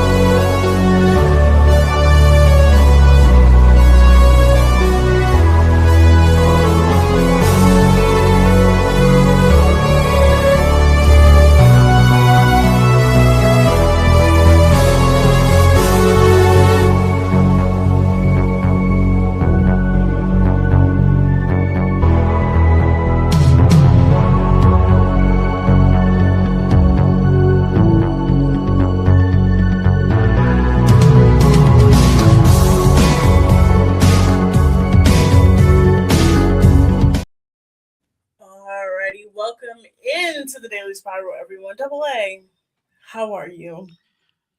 I'm not gonna hold you. I am. I wish there was like 10 of me right now, just to be able to do different things, because there's just not enough time in the day to get things accomplished, get things done. But that's okay. It's okay. I'm glad. One of the things I wanted to do was see Spider-Man. I'm not, I gotta wait. That's okay. Apparently, according to box office, the rest of America saw it. Mhm. There's more to come there, but no, it's been busy. The Guardians got better today, so that's good. And yeah, it's been a good day. It's been a good day. It's been a weekend for me. Let's just say that it's been a weekend. It's been a day. It's been a day for me. So it's just I understand. I get it.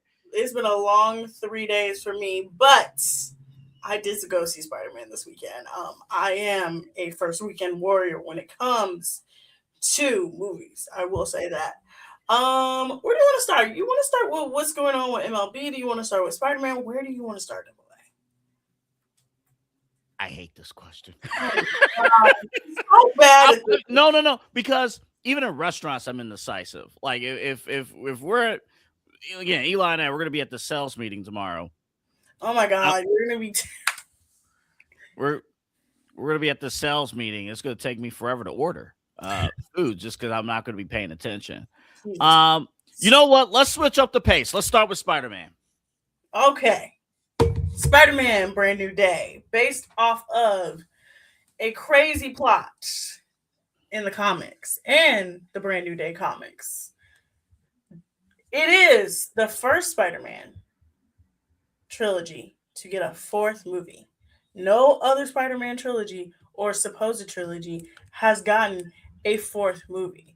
They've all either stopped at 2 or the third one, which is so horrifically bad that they're like, yeah, we can't do this anymore. And we gotta reboot it.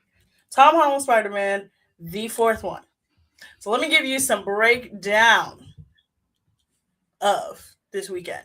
So the budget was $225 million. How much do you think it has already made? I can't give. I'm looking at the answer. $942 million. Yeah. So it's gonna pass the $1 billion mark this weekend, which is crazy to say that it's like weekend one. Weekend one is gonna pass $1 billion. So it is the biggest opening since Avengers Endgame. It is the second biggest opening after I think it's just know it's one of the biggest openings. One of the biggest openings of all time. Yeah.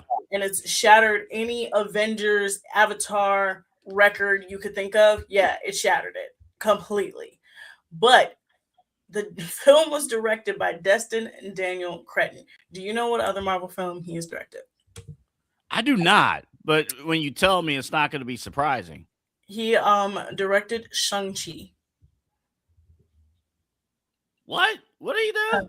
He directed Shang-Chi, the movie, the Marvel movie with Steve Liu. Okay. I did not know that. As you can tell, I did not know that. So originally he was not the director. Originally the Fantastic Four director, who was the original director of the first three, was still attached. Okay. But then he moved on to Fantastic Four, and then they brought in Destin, and he has killed it. So, do you want to be spoiled? Yeah, I you know what? Let's give a viewer's discretion before you get into this. If you have not watched, my rule is if you haven't watched within like the weekend, I don't think you could run from spoilers. That's just me. I don't think you could run from it. I think it's time to talk about it. I'm cool with it. You go right on ahead. Yes. So this movie pulls from several different runs of Spider-Man. So of course it's named after the original 2008 run called Brand New Day, which is Spider-Man post Superhuman Registration Act. People have forgotten who he is. His marriage to MJ has been wiped out. Essentially, he's a whole brand new person in the storyline. It also pulls from this very interesting story from Spider-Man where he turns into this thing called Man Spider. You know what Man Spider is? I do not, no. So Peter goes through this sort of metamorphosis that spiders go through. And he wakes up in a cocoon. His eyes turn black. there's a whole bunch of stuff that and he literally turns into a mutated man spider in the comics. Yeah, okay. So it pulls from both of those. So my uncle would be very disappointed in me for not knowing that. That's hilarious. He would be very disappointed at me. Oh my God. So movie starts 4 years following. Well, it literally picks up right after the ends of Spider-Man No Way Home. Literally. Now, real quick, did you watch this by yourself or did you watch with your brother? Or I was in a movie theater super late at night, trying to keep my eyes open, being like, okay, I've had a long day. Let's watch this movie. And I was glued. Okay. See, my fear, I can't do, maybe in a future relationship, you know, a future significant other will force me to go to a midnight premiere or something like for me, it's too risky. 9 o'clock was pushing it for me. 9 o'clock was pushing it. Okay, all right.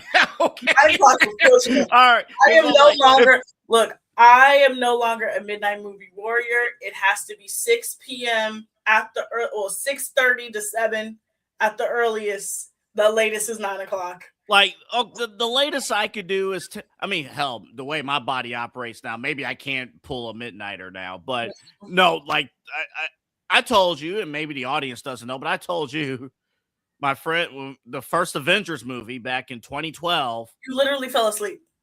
It was the midnight premiere. I didn't have a say in it. We sat in the, we got the last seats in the theater in BG. We sat, it might have been out there like Mommy or Perrysburg or somewhere out there. Wait, you didn't go to the Small? Because the Small had a Cinemark movie theater. No, not this time. No, we went to I don't even think probably by the time you went to BG, the little mall there. Oh, you talking about? No. The Small was definitely still a thing when I was there. Okay, yeah, that's probably where we were at. But it was like a beat down movie theater, a beat down mall.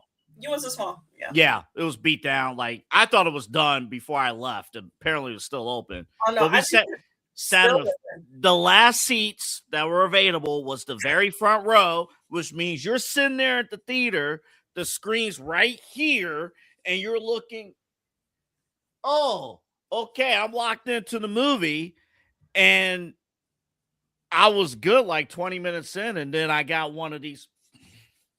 I got one of those, like right in the gut. I want to explain something to y'all. So the Small, okay, so in Bowling Green, there was a mall. It used to be a mall, but the only part that was open was the back half of it, right? Yes. Food court, a couple stores. I think a dance studio, and then it was the movie theater, right? Yeah. Yes.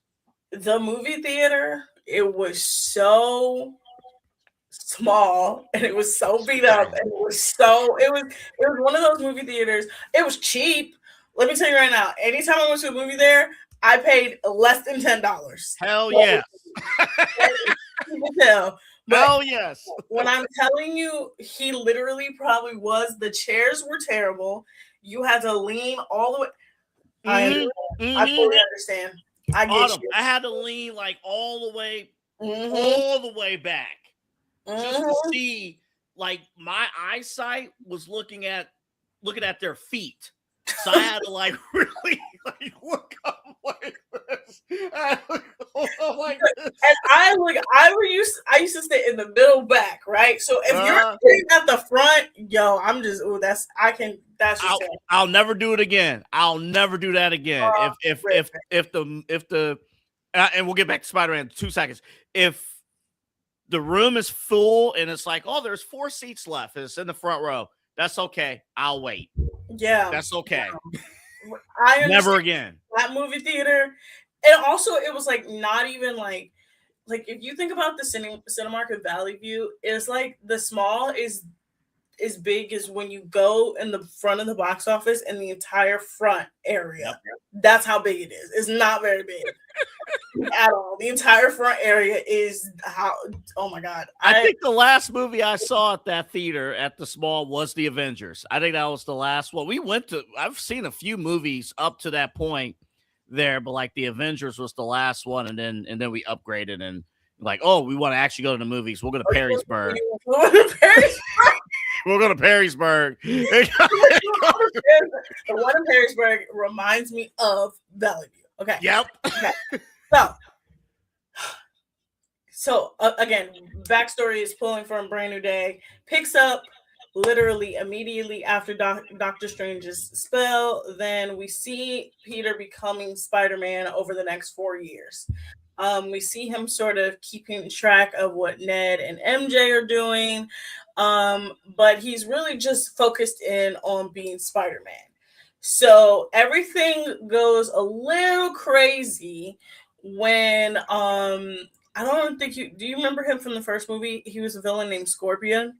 Oh, yes. Yes, so everything goes crazy when Scorpion is due to be moved to a different building. So also the Department of Damage Control, which is one of the most evil corporations in Marvel Comics, it comes to play. So he's supposed to be moved to a high max facility for damage control, and everything goes like crazy. Peter's trying to stop a tank that's run by somebody that he doesn't know, and he can clearly tell that the person in the tank, who's a old white lady, is not who she says he is. Then he realizes that it's a telepath who can body hop to different people. So he's trying to figure out who this telepath is and how they're body hopping. And eventually the telepath gets away. So so he then goes to Black Widow, Yelena Belova, and says, hey, the person who has been attacking, because this is also like the fourth attack of the DODC. He's like, hey, what are they looking for? She's like, whatever it is, they keep searching for this thing called VMAX, right?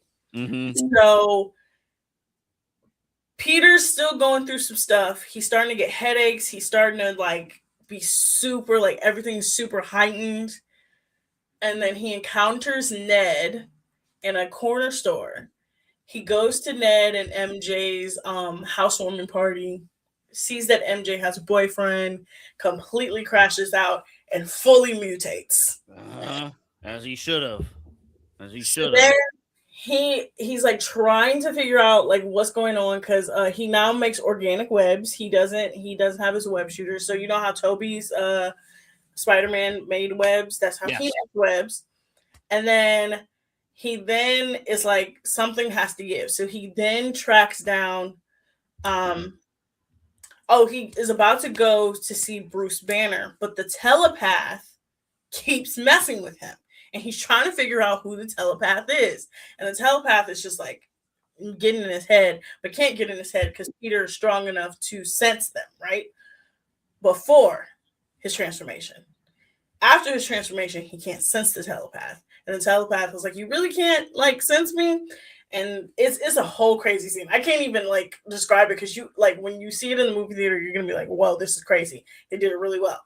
So then he goes to see Banner, finds out that Banner actually has like an inhibitor that keeps the Hulk at bay. And he's like, okay, so if I was to create one of these, do you think like it'll help me? He was like, yeah, essentially.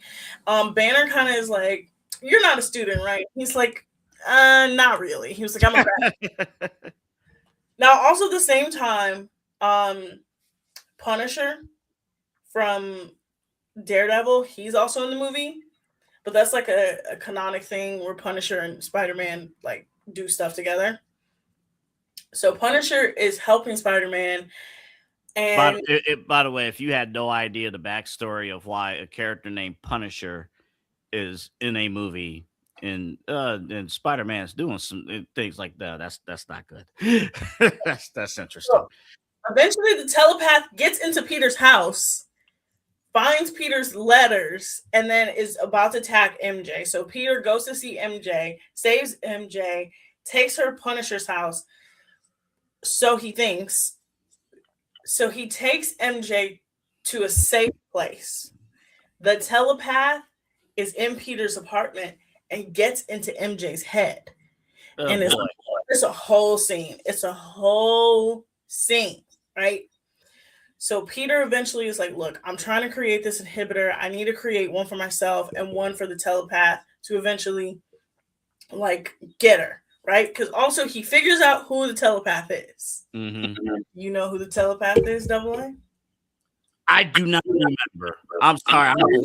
Who is the most famous telepath in all of Marvel Comics outside of Professor X? I feel ill-suited to like this. The dumbest moment of my career here at the Inside Edge Network right now. I am drawing a complete blank. Guys, Double A is not a true fan. He's not a believer. Have you never watched an X-Men movie? Who is the most powerful X-Men outside of Professor X and Magneto? There's only one. What? We're not talking Wolverine here? No, she has had multiple movies. She has had multiple movies show that if she lets go of her power, she's insane.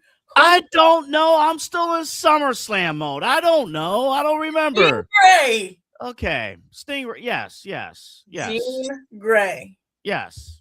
We find out that the telepath is Jean Grey. Jean, who sometimes goes by Dark Phoenix, but Jean is who the telepath is.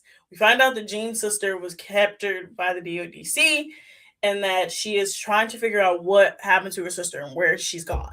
So that's a whole nother plot. I cannot spoil that part for you. No, do not. No. And that's where I leave you because everything else I say after this is going to be a spoiler.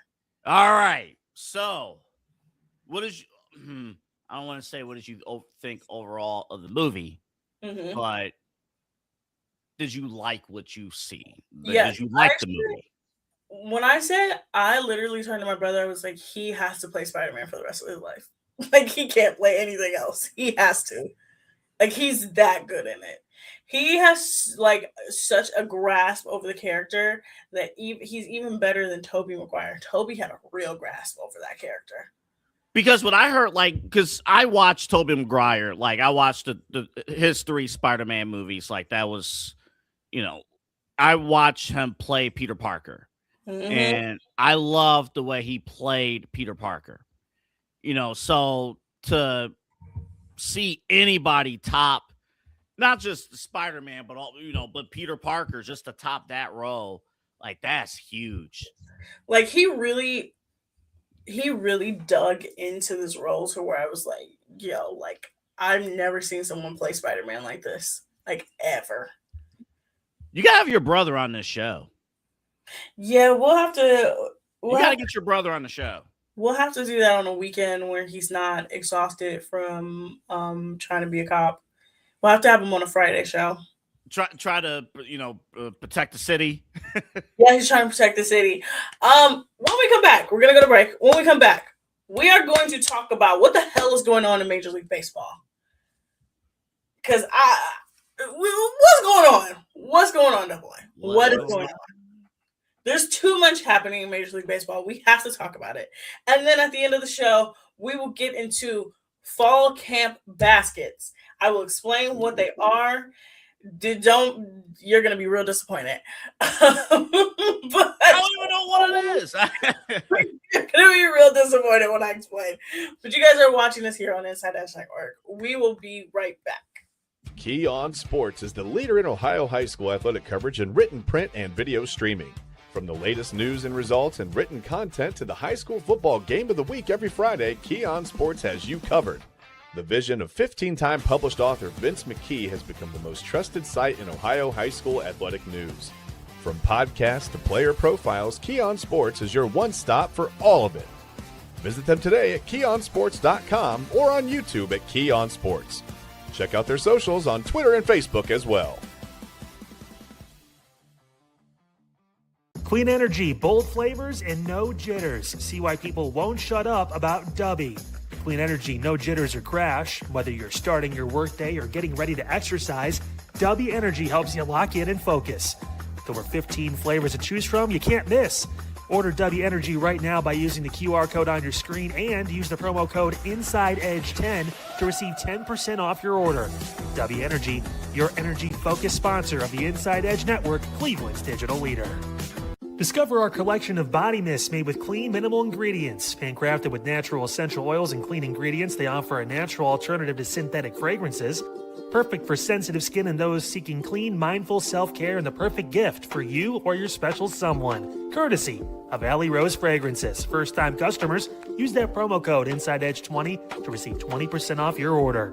AlleyRoseFragrances.com, a proud sponsor of the Inside Edge Network, Cleveland's digital leader. Whether searching for a baseball autographed by your favorite World Series slugger, a signed football by an iconic Hall of Famer, or the jersey of a world-famous soccer star, you've come to the right place. Here at SportsMemorabilia.com, the web's leading source of authentic sports memorabilia, you'll find more than 500,000 authentic products from nearly every professional sports league, team, and players. Not only will you find your next prized sports possession with ease thanks to superb customer service and tremendous site experience, you'll have the satisfaction and peace of mind that every product listed comes complete with a certificate of authenticity and is fully backed by the SportsMemorabilia.com lifetime authenticity guarantee. Go to SportsMemorabilia.com by using the QR code on your screen right now. SportsMemorabilia.com, a proud sponsor of the Inside Edge Podcast Network, Cleveland's digital leader. Find us on InsideEdgeNetwork.com for the latest information on your favorite shows, personalities, and network partners. Plus, guess what? We have a merch shop. That's right, we have network polos, t-shirts, champion jackets, hats, and bottles. Rep the network. Every purchase supports independent sports and entertainment media. Use the QR code on your screen right now to check out InsideEdgeNetwork.com. That's InsideEdgeNetwork.com.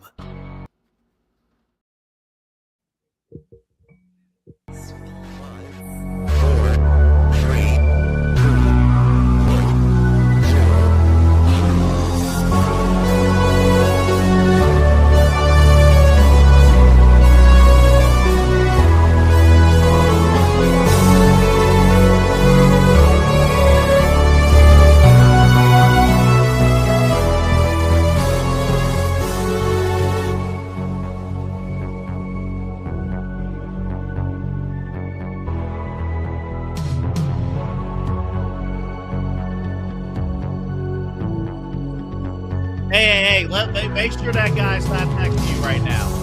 No, that's not what I'm looking at. I'm literally looking at. Woo! Yes, I'm not that. It is basically wrong. What? Why? You know what? This is like the third trade I've seen in professional sports where a player has gotten traded for a bag of Skittles. This is the second time. No. Okay. Let me explain why I said what is going on with Major League Baseball. Let's talk about Tarik Skubal. Tarik Skubal. So if you don't know who Tarik Skubal is, Tarik Skubal was the Tigers ace. He was the most feared man in the AL Central. If you saw him come up to the pitcher's mound, you knew that he was going to get you out. Yeah, every Guardians fan's worst nightmare, Skubal. Man. Up until midpoint last season, well, not midpoint, up until, I'm going to say the playoffs last season. Because finally, he got in the playoffs. Finally, we got him. Yeah. We got him. And then he went down with injury. And then he came back this year, midway point, and he pitched very well. And then last week, he had his final start for the Tigers, something that he knew. And we were all like, where's he going to go? Where's he going to go? What is he going to do? Where's he going to go? And he, of course, goes to the West Coast version of the Evil Empire in the Los Angeles Dodgers. Not only does he go to the Dodgers, but he goes for virtually nothing. You know what's funny? I was reading that The Athletic had the ratings of all the trades. the Athletic, the staff of the Athletic, they gave the Dodgers an A+ for pulling the trade off. They gave the Detroit Tigers an A. They gave them an A. I guess with the prospects that they have coming back, they still have a future and stuff. I mean, it surprised me, but the Athletic staff gave the Tigers an A. But on the base surface, it ain't pretty. I mean, to look at, we talked Autumn, I think yesterday and throughout the day, Eli and Chad talked about it. It's like those guys, they have deferred contracts too. So like, you don't even have to pay, like really, really pay some of those guys like Ohtani and others until like the late 2030s into the 2040s. And this is where I'm going to get on baseball. But no, yeah, so this is what Tarik Skubal got. Again, a Cy Young award-winning pitcher. You got 3 prospects and no picks, no cash, nothing. You got Zaire Hope, River Ryan, and Brady Smith. What the hell why does this keep okay. All right. And why do they get away with it? Why do the Dodgers get away with it? It's not even just the Dodgers. I genuinely blame the Houston Astros for this. The Houston Astros, all they had to do was not take that damn Sports Illustrated story in 2014 seriously. If they didn't do that, they wouldn't have cheated in 2017. The Dodgers wouldn't have felt cheated, and they wouldn't have made it their life's mission to go get every single person they could possibly get after that year. I didn't realize it ran that deep. Mm-hmm. Really think about this. Elaborate on that. If the Astros don't cheat in 2017, the Dodgers probably win the World Series, right? Mm-hmm. Think about that. Yeah. Right? The Astros probably don't even make it to the World Series. I'm honestly thinking about that because the Guardians were the best team coming into that season because they were the defending AL champs. They had the 22-game win streak. They probably were going to be the odds-on favorites. They literally just like ran out of gas. But the Houston Astros openly cheated. The cheating was so blatant that people went back and looked up the games that they were cheating in. Now it's all coming to play here. So that damn trash can, those trash cans is the reason why the Dodgers are who they are and why baseball is broken. Yes, think about this. I gotta take my glasses. I gotta go for this one. So it's Waste Management's fault and other trash companies. Well, it's AJ Hinch. It's not Waste Management, but you get my drift here. It's AJ Hinch and whoever that who was the general manager at that time? I forgot what his name was, right? Because they put that damn flat screen in the middle of the hallway dugout. Yes. They were beating on that damn trash can.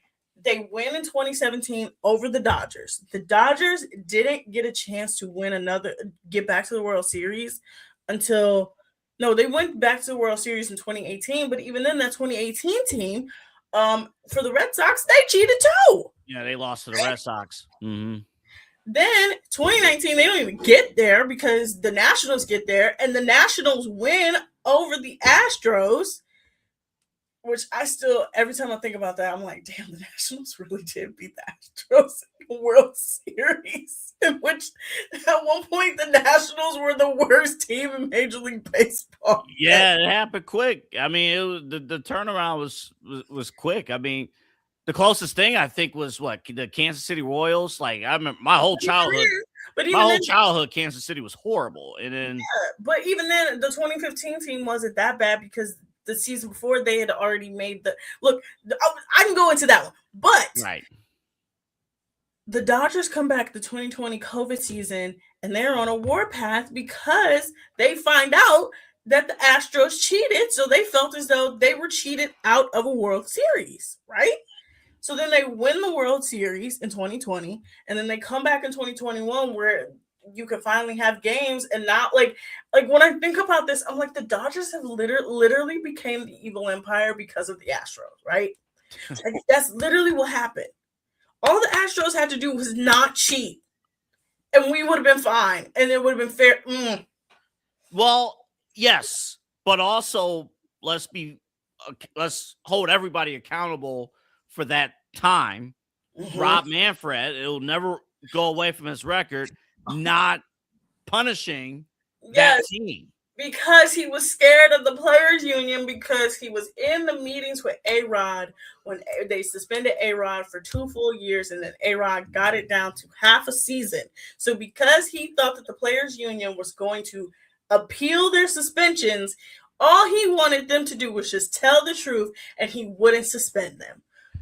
Oh, it is when I tell you, like, that's one of the reasons why I hate Rob Manfred. Like, yeah, and I think, and I'll be honest too, Autumn, I do believe that if it wasn't for COVID, like the real life stuff of COVID, where real life things was going on, I do think he would get more heat on the lack of action that he took against the Houston Astros. Like, once COVID hit, I think a lot of fans kind of moved on from it, but that is on his record. No, like, that happened. Like, he literally, like, every time I think about it, I'm like, he straight up told them, yeah, just tell me what you did. We won't suspend you. I just need to know the truth. Because you didn't want to go against the players union, because Major League Baseball had the strongest players union because of the whole A-Rod thing. The A-Rod thing was PEDs. That's something that you could or could not prove.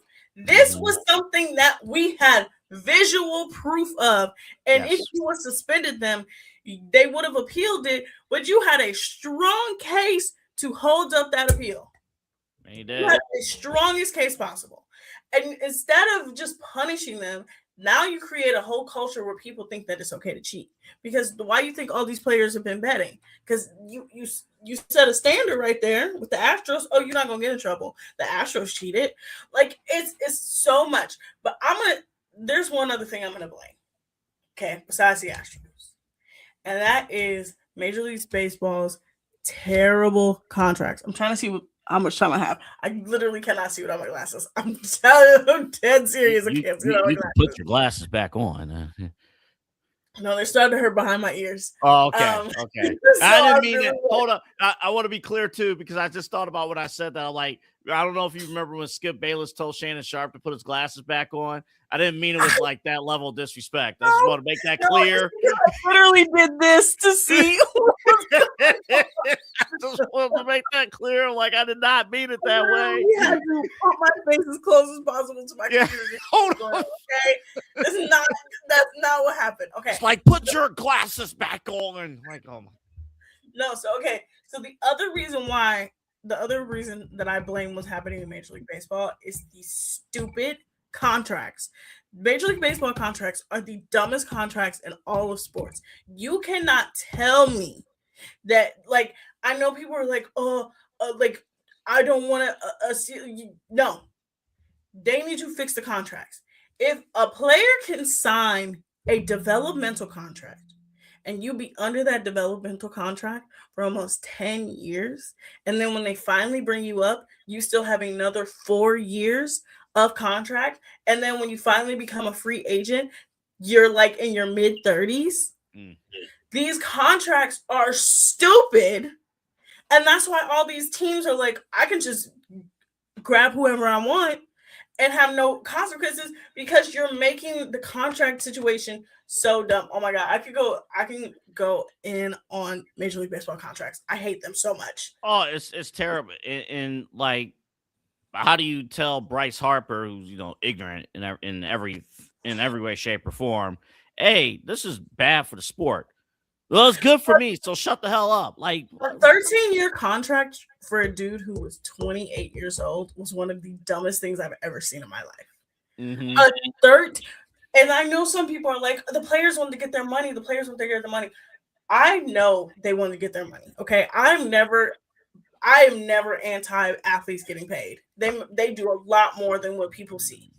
What I don't like that Major League Baseball does is that by the time they get to that stupid contract, it's like they're past their prime. Why am I giving someone past their prime a 13-year contract? Like, think about this. Him and Manny Machado both got those crazy contracts. What have they done? Well, and honestly, you blame that on ownership. Garrett Cole, stupid contract. What has he done? Jacob deGrom, stupid contract. Anytime I have never seen a Major League Baseball contract like work, like one of those. Every single contract that has happened, either the guy gets hurt, they retire before the contract ends, so that team is stuck paying. Look, the Mets are still paying Bobby Bonilla till this day. Unbelievable. Bobby Bonilla Day is a thing because of the stupid contracts, right? Yeah. And they've made other mistakes too. You know, Juan Soto and stuff, and the Mets are, they were in sell mode. Yeah. They're like, what, 20 games under 500 right now? Yeah, I mean, they signed Francisco Lindor to that stupid contract. They signed Max Scherzer to that stupid contract. They signed Juan Soto to the stupid contracts. I'm going to name them before we go to Alex Rodriguez, dumb contract. Mark Teixeira, dumb contract. CC Sabathia, stupid contract. Nick Swisher, Michael Bourne, Edwin Encarnacion, Bryce Harper, Adrian Gonzalez, Carl Crawford, David Price. I could go down the list of these stupid ass contracts. And I know people are going to be like, well, what does that have to do with trades? I don't know if you know this, but most of these players got traded in their contract years. Do you just, though, blame the Dodgers?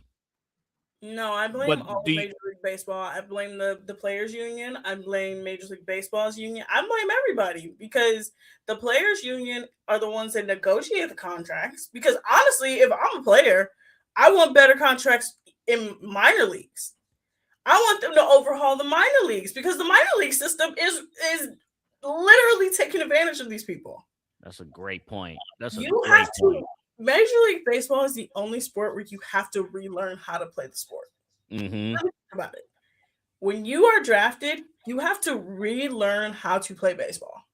And most times when you're drafted, you still got to go back to college. You still got to, I believe, if I'm not mistaken, and you or Eli off screen can correct me if I'm wrong, our draft pick this year, our first round draft pick, did he not sign with us? Did he turn our second round set? He turned us down.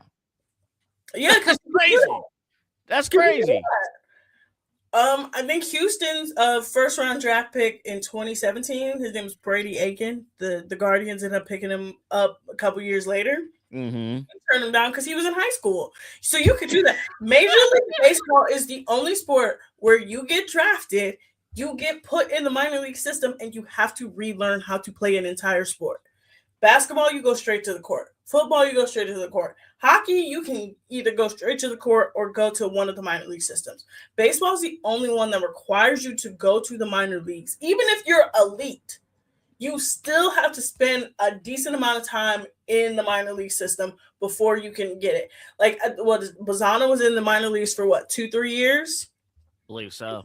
DeLauder was in the minor leagues for 2-3 years. Most everybody on the team has been in the minor leagues for years. And for years. And us two and Eli, we covered Lake County Captains baseball. And a lot of times the players we saw back in 2018 and 2019 with the Captains, finally in 2024, 25, 26, they're getting an opportunity to play at the big level, at the top level. Has been traded 3 times, and he was the Guardians' top prospect at one point. He's been traded 3 times. Yeah, and it goes to show you, it's not. But I will thinking about this overnight and having conversations and stuff. This entire system needs to be overhauled. But I blame the Dodgers for taking full advantage of the system. Yeah. I also blame the small market team. I think the Pittsburgh Pirates are as equally to blame as the Los Angeles Dodgers. No, for real. Look, we are a small market team. Cleveland is a small market team, right? We may do with what we've had, right? That's been the biggest complaint is why don't they spend? Why don't they spend? Why don't they spend? I understand why they don't spend. I actually understand why they don't get out go after the big contract. Remember last time they did that? They didn't go anywhere. They did the Michael Bourne, Nick Swisher, 4 years, $50 million contract for both of them, right? We made the playoffs one time, and then halfway through their contracts, we traded them, right? And everybody's like, that was so stupid. That was so dumb. So if I see that, if I'm in the front office, is like, why would I do that again, right? But why would you do want at least you do want, like today. Today was a great day for the Cleveland Guardians. Great day for the Cleveland Guardians. 2017. It says 2016 where they went after Andrew Miller. That was the most proud of them I've ever been. Yeah, like today is a great day for the Guardians. But most years, at the deadline, nothing. And Edwin Encarnacion, that World Series, that was part of it. There, but 10 years, right? So you have that, but Cleveland and Tampa, those two teams in the small market conversation. Well, a lot of people point to us and Tampa as the two teams that kind of buck the trend. And it's like, oh, small markets can't compete. But I look at, can you imagine, Autumn, living, not for the football team, but living in Pittsburgh? I know Pittsburgh, every time they see Garrett Cole, they just fill themselves with rage because they really traded him to the Astros, and he really was an important part of that team for a while. And then he went to the Yankees and has been an important part of the Yankees.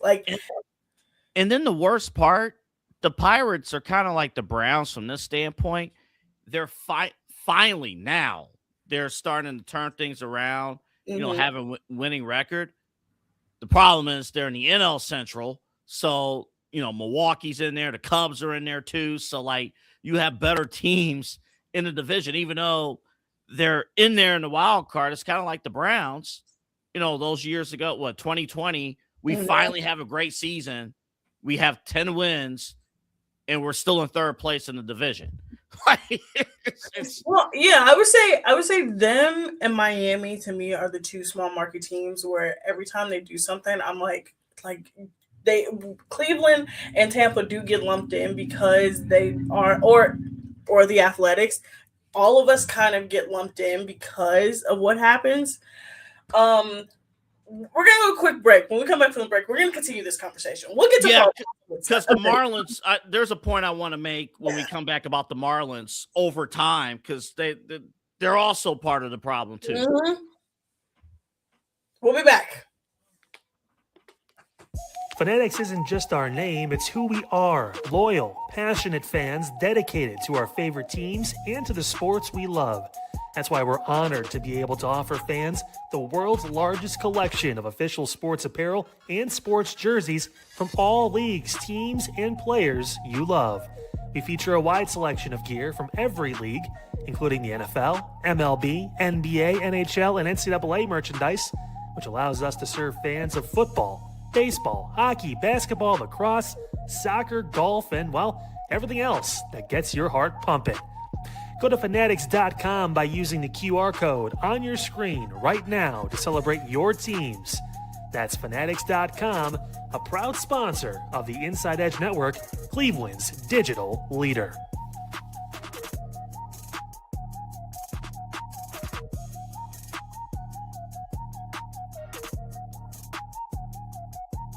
Small business owners are superheroes, but nowadays running your business means doing so inside your shop and on social media.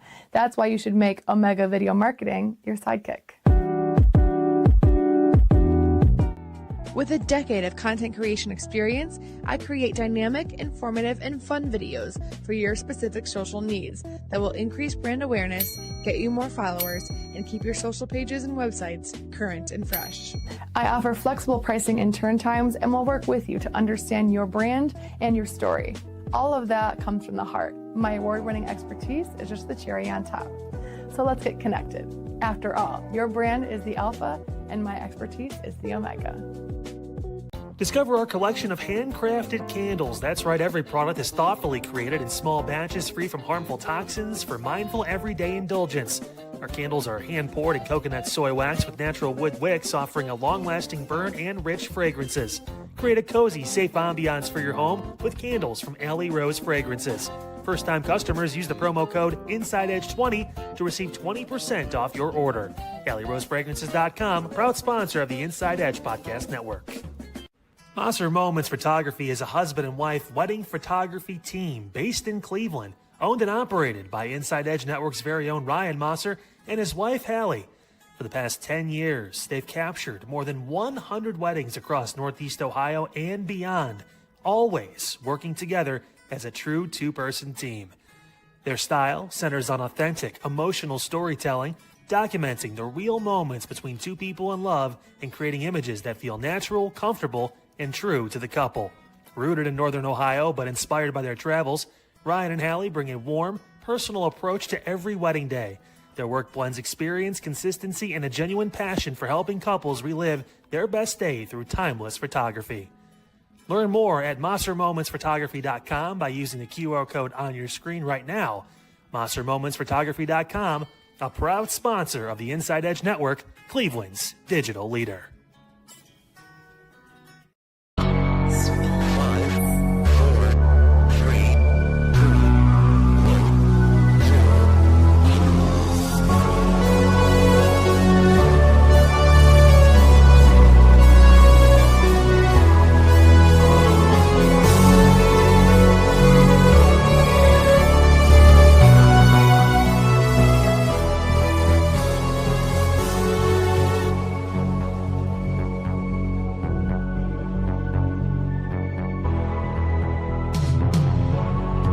Welcome back to the InsideEdge Network here. And I was going to get to fall camp baskets. Next time there were a few things about fall camp baskets and just how ridiculous they are. But I want to continue this conversation about Major League Baseball because I do think that Major League Baseball has to fix something.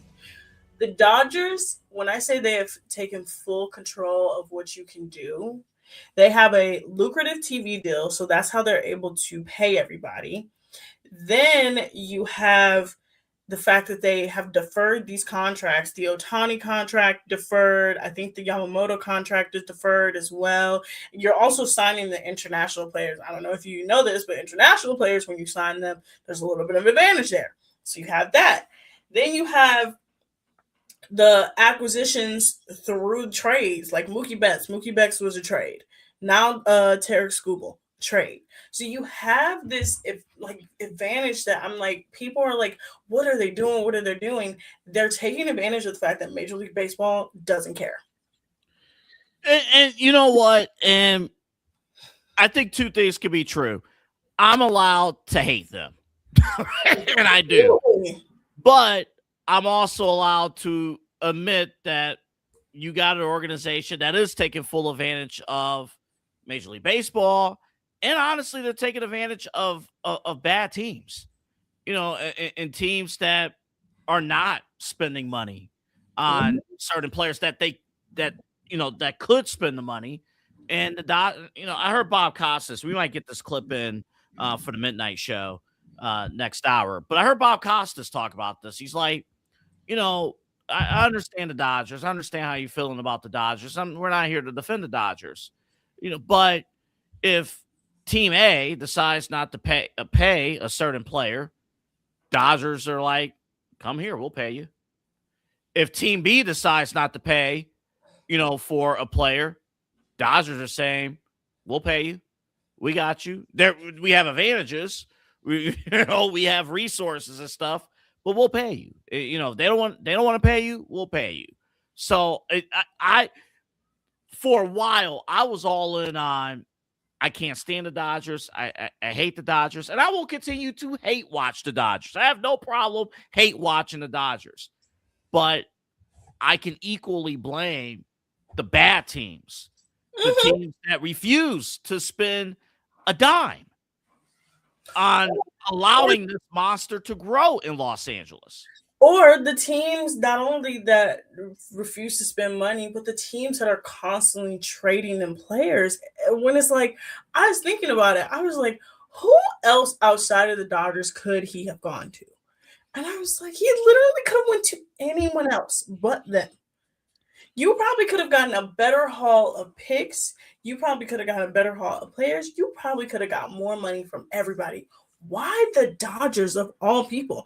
I'm trying to think. I'm like, I've never heard people talk about their farm system. If their farm system is good, like, if anything, I'm like, I knew that he wasn't going to get traded to a central team. He's definitely not getting traded to an East team. So I'm like, okay, maybe an AL West team. I could probably see that. Maybe an NL Central team. Maybe I thought he may be a Milwaukee, maybe a Cubs, maybe even maybe even the Phillies. We know the Phillies are good for picking up a pitcher, like a Hall of Fame All-Star pitcher, and then flipping that for picks. Look, we got a bunch of picks from them and a bunch of players from them.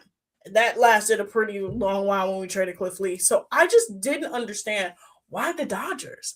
I will say this in fairness to the situation. This wasn't a case. We knew. I talked with you guys on the air when I went to Chicago for vacation, Memorial Day weekend, that Detroit was having legitimate conversations about trading Skubal. So because they had a terrible start to the season, they were winning some games during the summer when he came back, but they're not leading the AL Central. So and by the time they could catch up, there was no need for him. Yeah. So this is not a case where the Tigers front office woke up last Saturday and said, we should do this. Like, the other 29 Major League Baseball teams knew Skubal was a trade piece, and nobody else. Maybe there might have been a couple other teams that we don't know about have made offers, that made discussions and things like that. But LA came up with the best offer. It's unfortunate because it's always Los Angeles coming up with the best offer.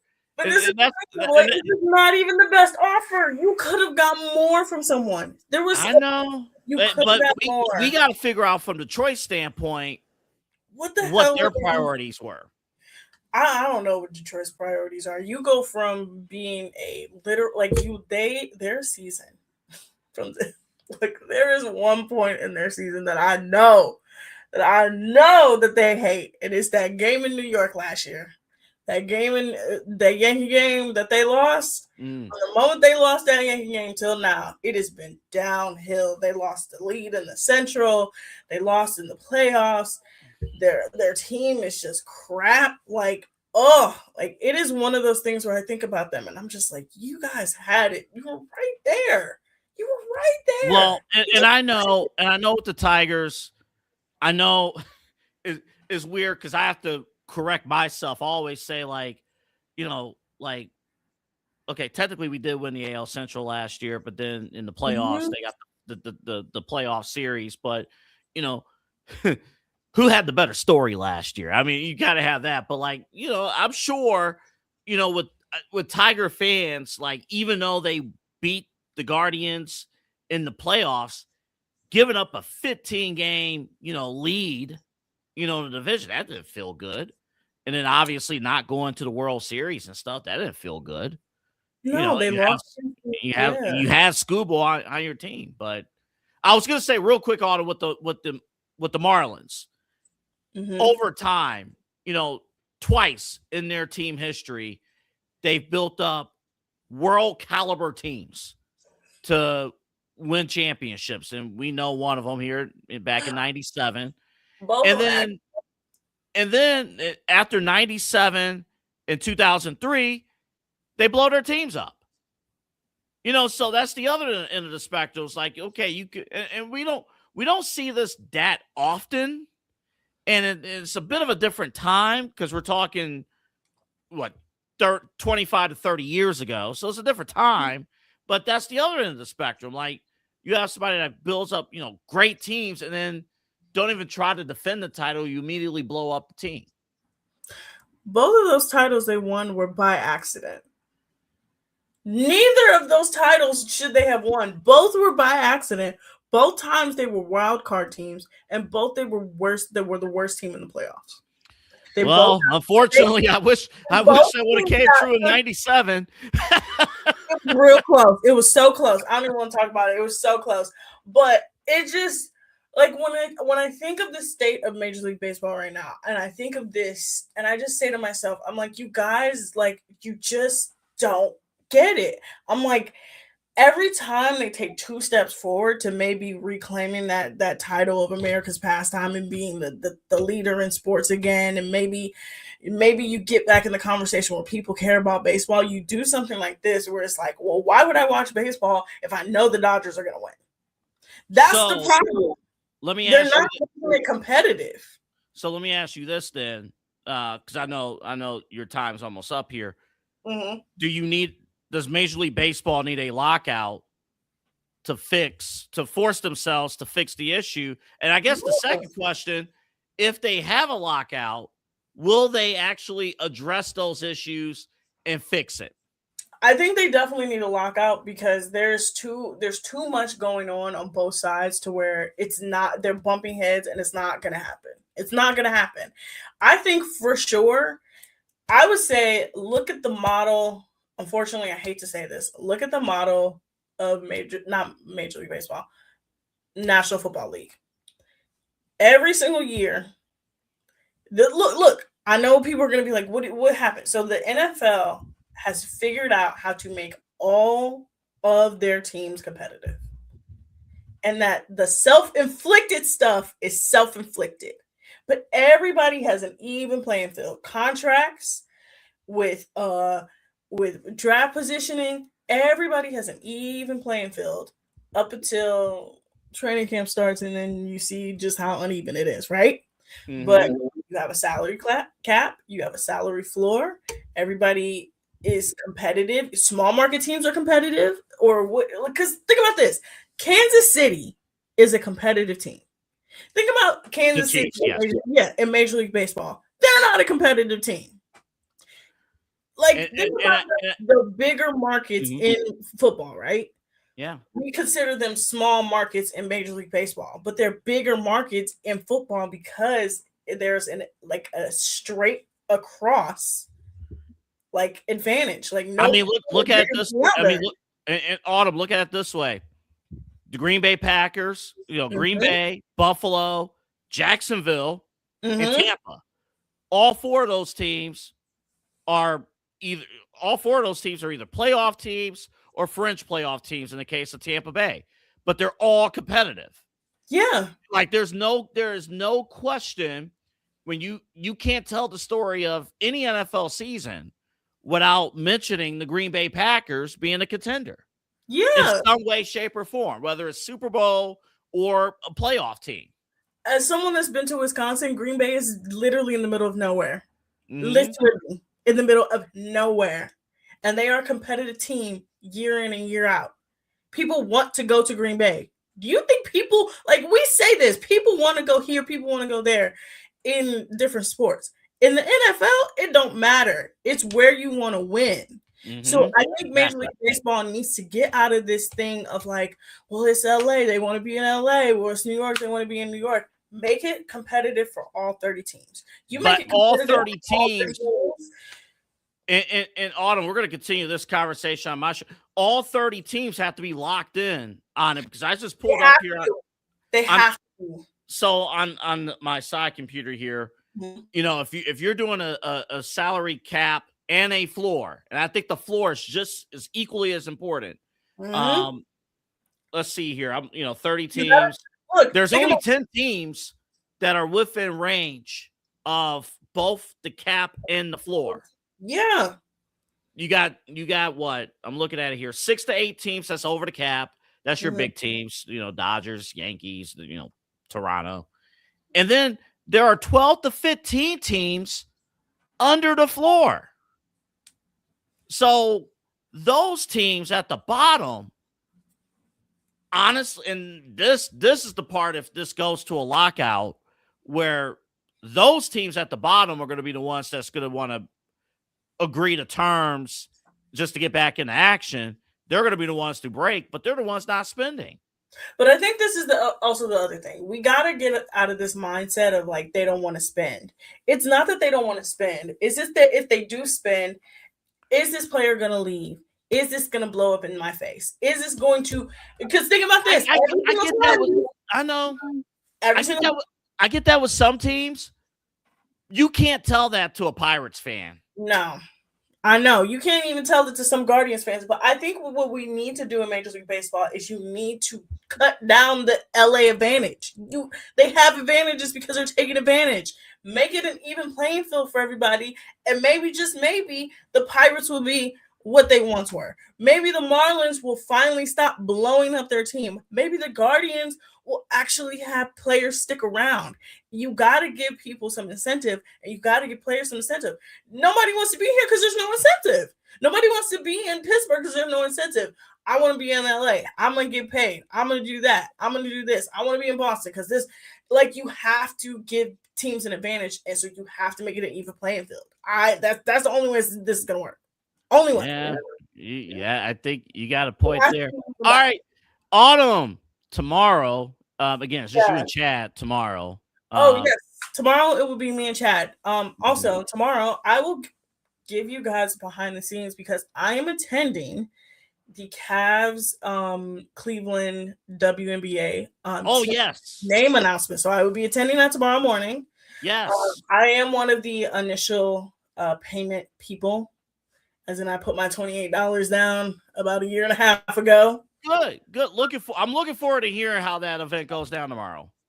Yes, so I will give you the behind the scenes scoop. I'll probably try to make a video about it, because it's going to be in the morning time. So we'll get that. We'll maybe probably talk about the name, which I think is probably going to be the Sirens. Which, if it's the Sirens, congrats. That's a badass name.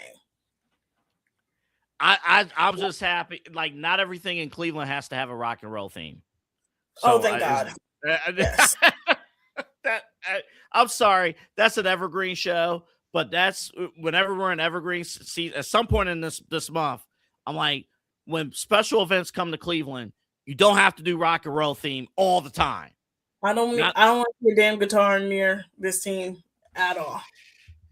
Oh my goodness! All right, Otto, say goodnight to the fine folks watching. Good night, people. You will see me for 2 hours tomorrow.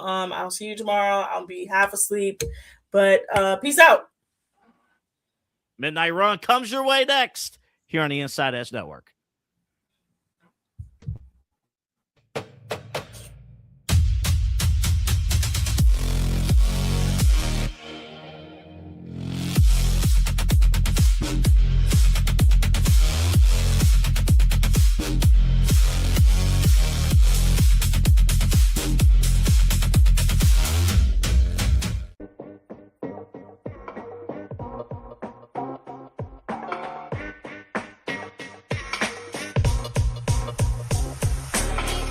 This is Midnight Run on the Inside Edge Network. Here's your host, Anthony Alford.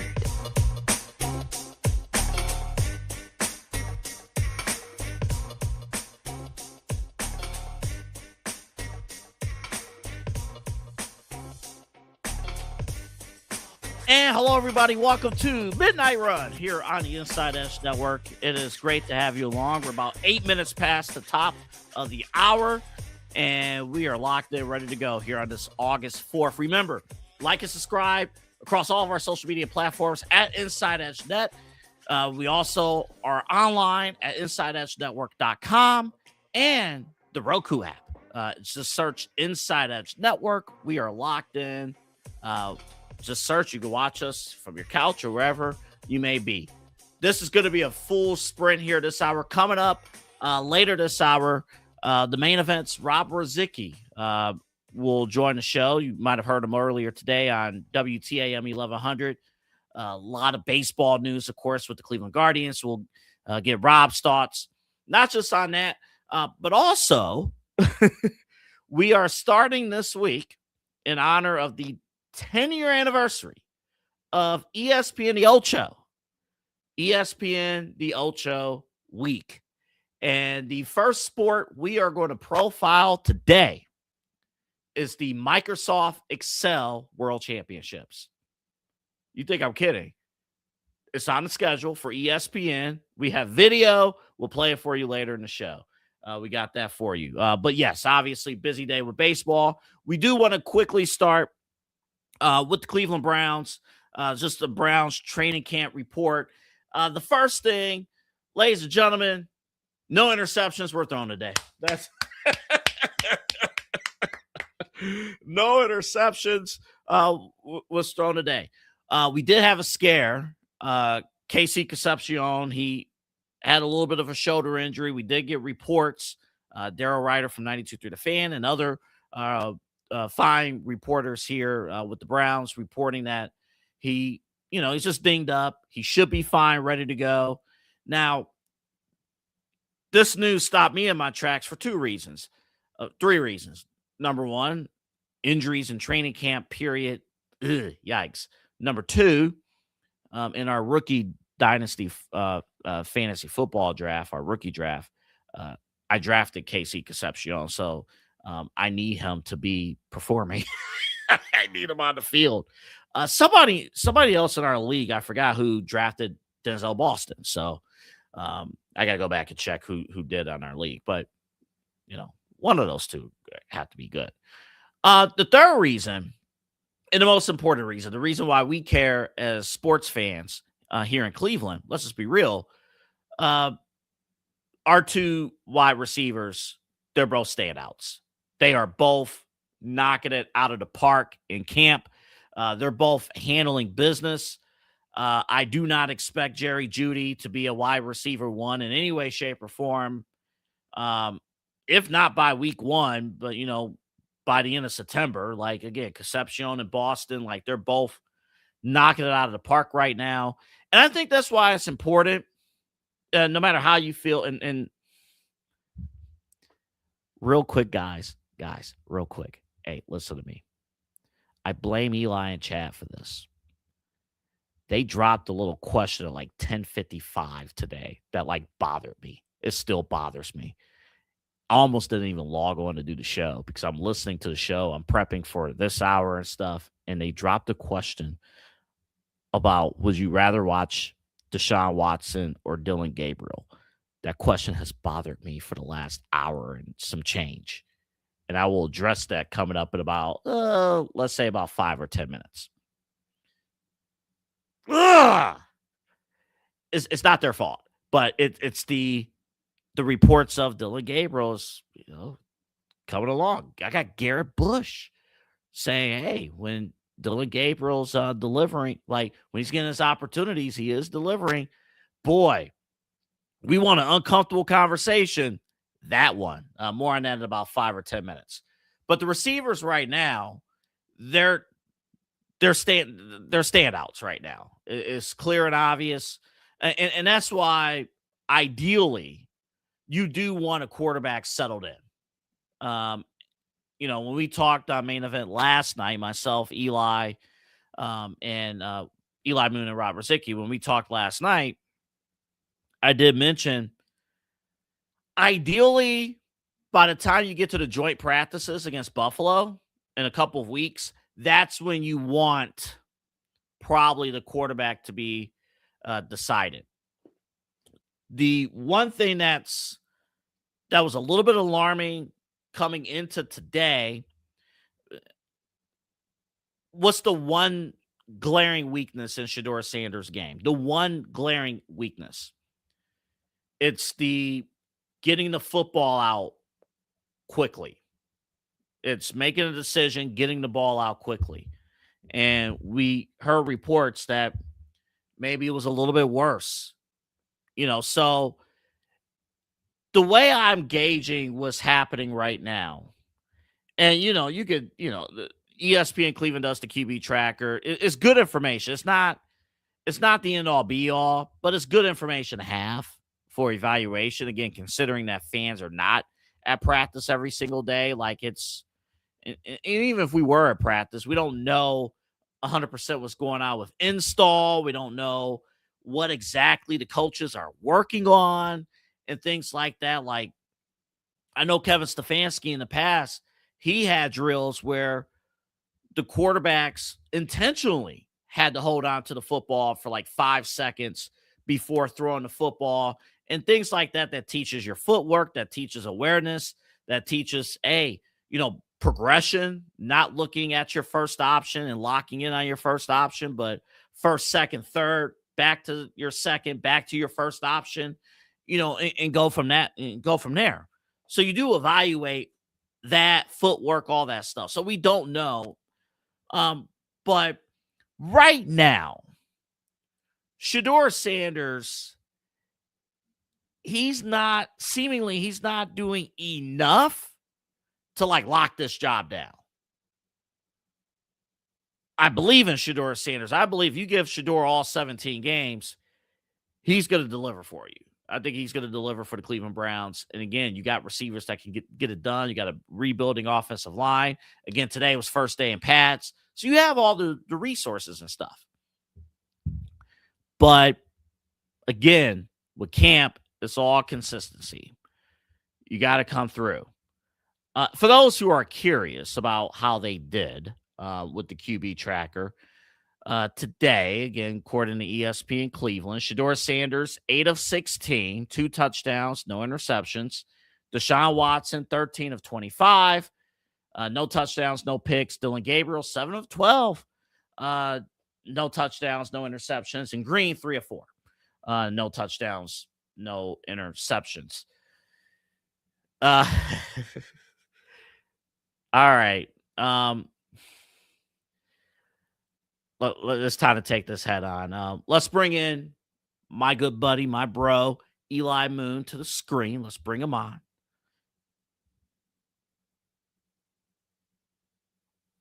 By the way, folks, I cannot wait. Oh, my goodness. Dude, oh, my goodness. About time. Oh, yeah, yes. Yeah, ain't that the truth? Dude, Eli, almighty. Man, listen. We'll get to the Brown stuff. And this is me and you talking for a second. Yeah. Forget all the people tuning in. Well, the people watching, they understand this. Yeah. They get it. Dude. Yes. When it's almost time to get the haircut, but it ain't there yet, you don't feel right, man. Dude, I haven't been feeling right now. It's already too long for me right now. Like somebody the other day was like, "Your hair looks so good." I'm like, "No, it looked good a month and a half, 2 months ago. Right now, it looks like garbage." I mean, my God. No, man, it's just like because like I know you guys have your style of hair. With black hair, it's like the lineup has to be on point.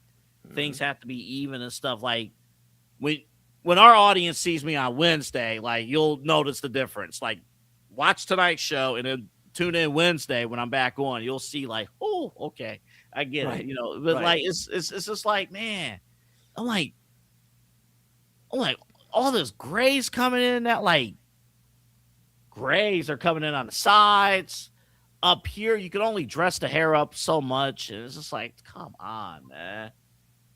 Like, are you kidding me? No, it's haircuts are one of the most confusing things ever. And I think we talked to Riziki yesterday, and he was mind-boggled how much it costs. I think that it deters a little bit of people, but it's like, look, like I said yesterday at Main Event, I'll say it again tonight.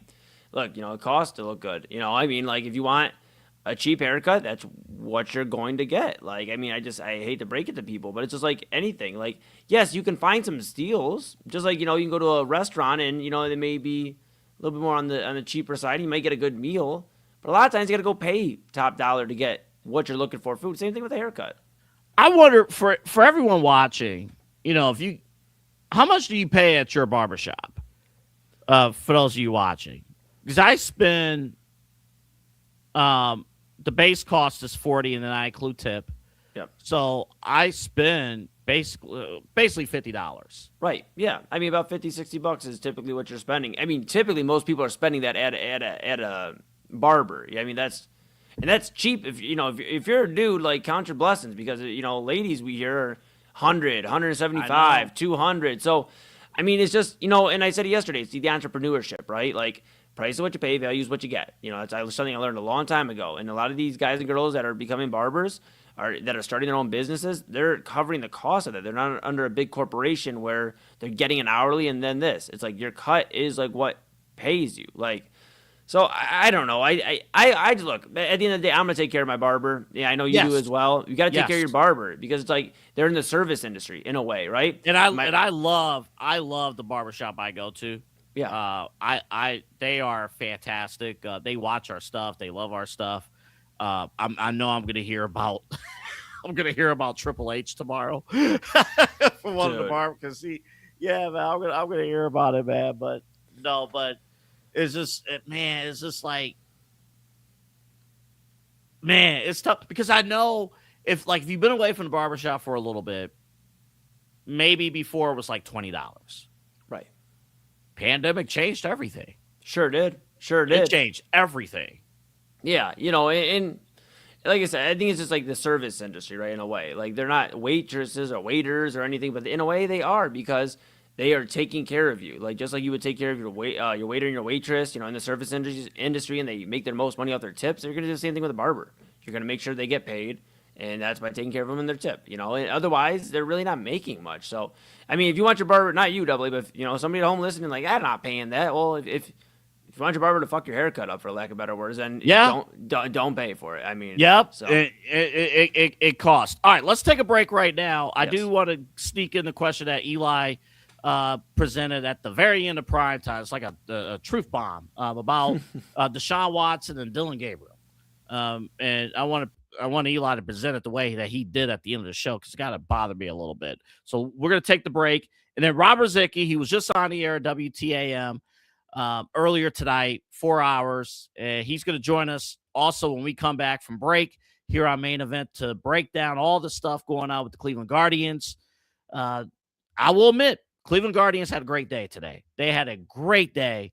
We'll hear Rob's thoughts on everything that they did, and we'll get your reaction, everything they accomplished, and where do you go from here when we come back from break. You're watching Midnight Run. My name's Anthony Alford. Great to have you with us here on the Inside Edge Network. We're about 21 minutes past the hour. We're back right after this. Key On Sports is the leader in Ohio high school athletic coverage in written, print, and video streaming.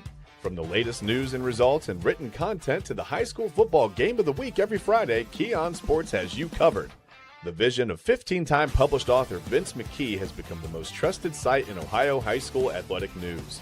From podcasts to player profiles, Key On Sports is your one-stop for all of it.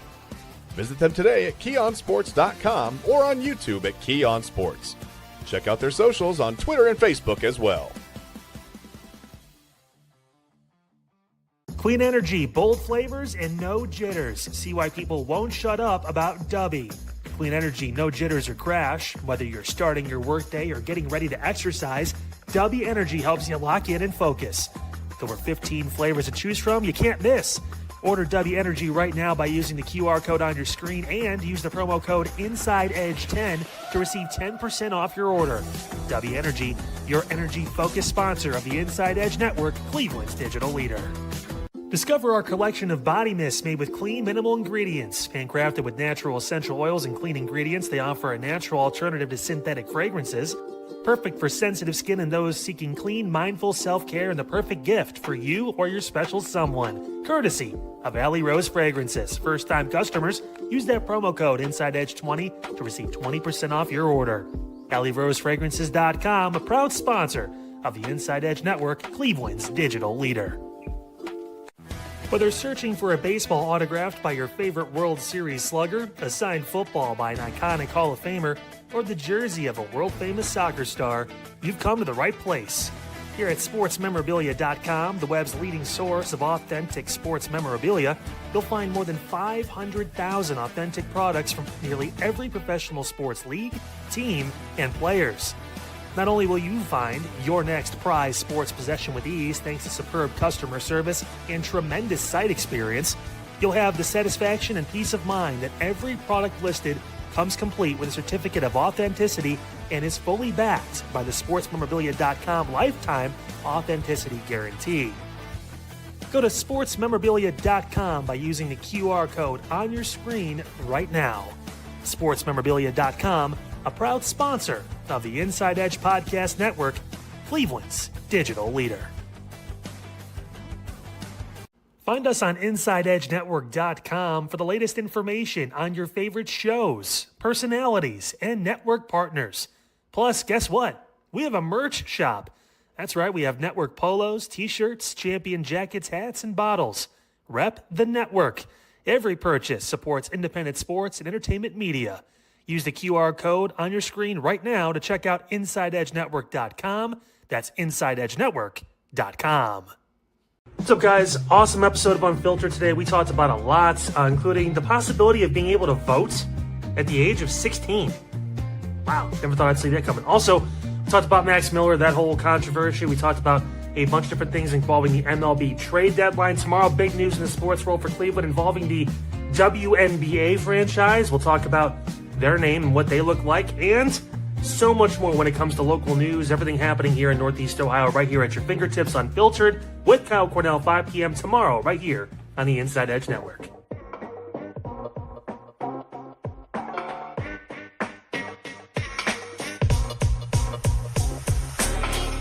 This is Midnight Run on the Inside Edge Network.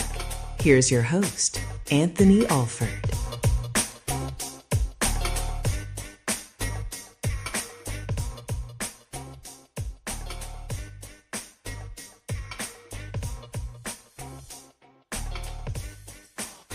All right, welcome back. Riziki coming up in about 2 minutes. We might have to burn one more break before we bring in Rob. Eli, you are up on deck, though, for me right now because, Eli, why don't you ask the question that you and Chad brought up at about 10:57 on Inside Edge Primetime earlier today? Oh, okay. You chose that question, not me asking Chad how his vacation was. Copy. All right. No, all jokes aside. All right. He barely got any sleep. I picked that up. Yeah, he didn't. He did not. No, he didn't. But it's great good to have have Chad back, by the way. Yes. He had a phenomenal vacation, it sounded like, other than him adjusting to a sleep schedule. Yeah, and we don't sleep. I'll be on the phone with Chad after the show, going over tomorrow, and just getting him ready for Tuesday and Wednesday and all that great stuff. All right. Chad and I were talking, and I just was thinking, because everybody's talking about Dylan Gabriel and how he's looking great against the second and third stringers, and, he's just looking phenomenal out there, AA. And we've talked about Deshaun Watson and Shedeur Sanders. I just thought, okay, let's say there's a world where Shedeur Sanders isn't in the picture. I know it pains both of us. We're big Shedeur Sanders guys. We believe he's the guy. Chad leans that way as well. But let's just say, you know what? The Browns say, he's not the guy. There is a 2-quarterback competition, however, and it's Deshaun Watson and it's Dylan Gabriel, because how Gabriel's looked in training camp and all that. AA, would you rather, as a Browns fan, watch Deshaun Watson be your starting quarterback for the entire season, or Dylan Gabriel be the starting quarterback for the Cleveland Browns for the entire season? Is there somebody outside we could pick? Chad asked the same thing. And I know he did. He picked either that or a dog. I need to see more from Dylan Gabriel in front of my two eyes. Yeah. I need to see more for me to pick Dylan Gabriel. Right now, I'm going to pick Deshaun. Right now, yeah, because I need to see Dylan Gabriel actually look like he belong on the field. Like, period. Like. Yeah. Can Dylan Gabriel handle himself on the field? Like, there were a lot of batted balls, the first go around. It's Kevin Stefanski's offense. I get it. I understand. Mm-hmm. But a lot of batted balls, and I mean, like, without much effort. It's just hands up, ball was coming down. Yeah. Dylan Gabriel had a hard time seeing the field last season. So, without much frame of reference other than highlights, it's hard for me to put any stock behind Dylan Gabriel other than I trust our reporters. I trust our analysts who are out at camp that are saying, and fans will be out there at some point too, who are saying, like, all right, when he's in there, he's looking good. But again, I gotta be mindful that he's in against the backups too. So these are things I got to be mindful about, so but I'm not confident in picking Dylan Gabriel for this answer. I'm still going to say Deshaun Watson, even though when we talked over the phone earlier today, I was damn near speechless because I had a mental breakdown as you were laying this question out. Yeah, and not to interrupt, but let me play devil's advocate for a moment. I think we have Rob. I don't know if he can. If he does hear us, so he'll be on in just a moment. Let me play devil's advocate for just a second here, and then I'll get out of the way because you know what? I love watching things burn down sometimes. So let me ask you this: let's say, you know, and not even a question. I guess more of a statement. Doubly, I'm good at questions, but I think this is more of a statement. You have been, and I've been mentioning, you know, and others across the network that, hey, you know, Deshaun Watson, we understand what he is. We know what he is. Wouldn't Dylan Gabriel, and I'm a Shador guy, but wouldn't Dylan Gabriel tend to be the same kind of outlook if you're a Browns fan? And remember, 3rd round draft pick, a guy that you could find out if he's the future, or if you draft a quarterback based off of what we've seen in camp and based off of everything else we've been hearing. Now, of course, I still think Shador's been the best in camp. I think people just love crapping on that guy for no reason. But wouldn't that technically be the same thing, Double A? Why wouldn't your mind be the same way as if Gabriel's looking better in camp than Deshaun Watson at times? Wouldn't you rather see 17 games of Dylan Gabriel and find out if he's the guy? If the Browns lean towards him out of the young guys? Great question. The reason why I do not feel the same was because my opinion of trust with Shador Sanders, the reason why it's not the same, I saw what Shador Sanders could do at the end of the regular season last year. I saw what he could do when he had weapons around him, move the ball down the field. I seen that with Shador. I did not see that at all with Dylan Gabriel. Like, I do not, in my mind, I don't have a sample size of Dylan Gabriel being able to properly run an NFL offense against first teamers. Fair. This is me on August 4th talking. Could that opinion change on August 24th? Maybe, possibly. Right. But Shador, I'm giving that vote of confidence because we saw what we saw at the end of the regular season last year, beating the Steelers, beating some of those other teams that he had no business beating, and that's, you know, he stepped in, raw talent. Dylan, I did not see that. You know, so that's what, like, right now, I don't have that buy-in with Dylan Gabriel at this very moment. I trust the reports, but I need to see it.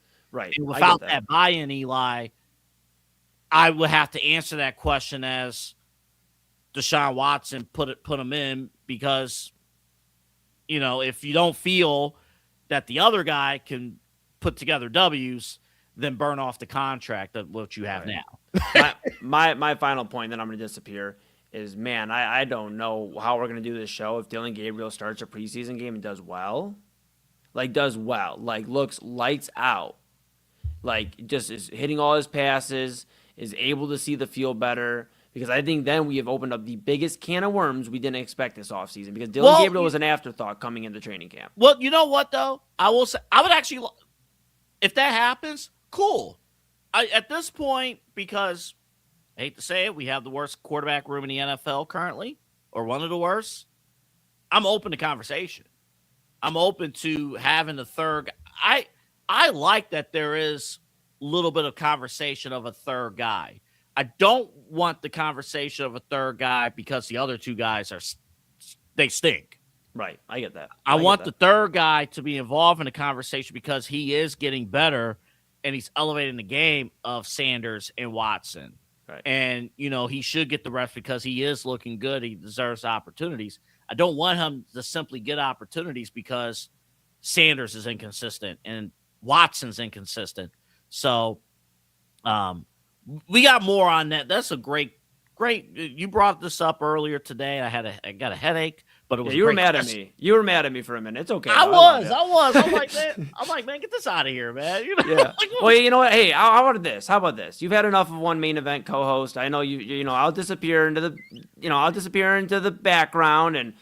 Maybe I'll go. What did we have for dinner tonight? We had Nathan's hot dogs and we had some tater tots. I think there's some leftover tater tots. And I have Dr. Pepper. What'd you have for dinner? I know Rizicki's standing by and we're about to do the Swapperooski. Matter of fact, bring Rizicki on right now. Yeah, absolutely. Bring him on. This is my dinner.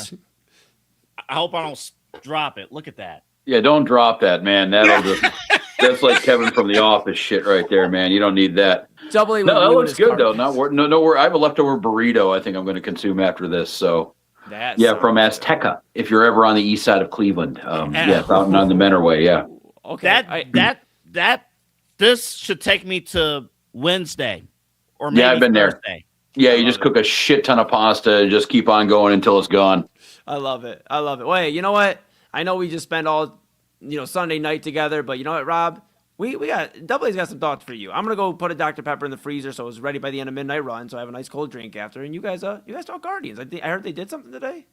Yeah, and I think God, after listening to you guys the last 5 minutes, you guys did a good job with it. But I had to host a 4-hour sports talk show tonight, and I didn't really talk about the Browns at all. And I'd like to thank the Cleveland Guardians for making that possible.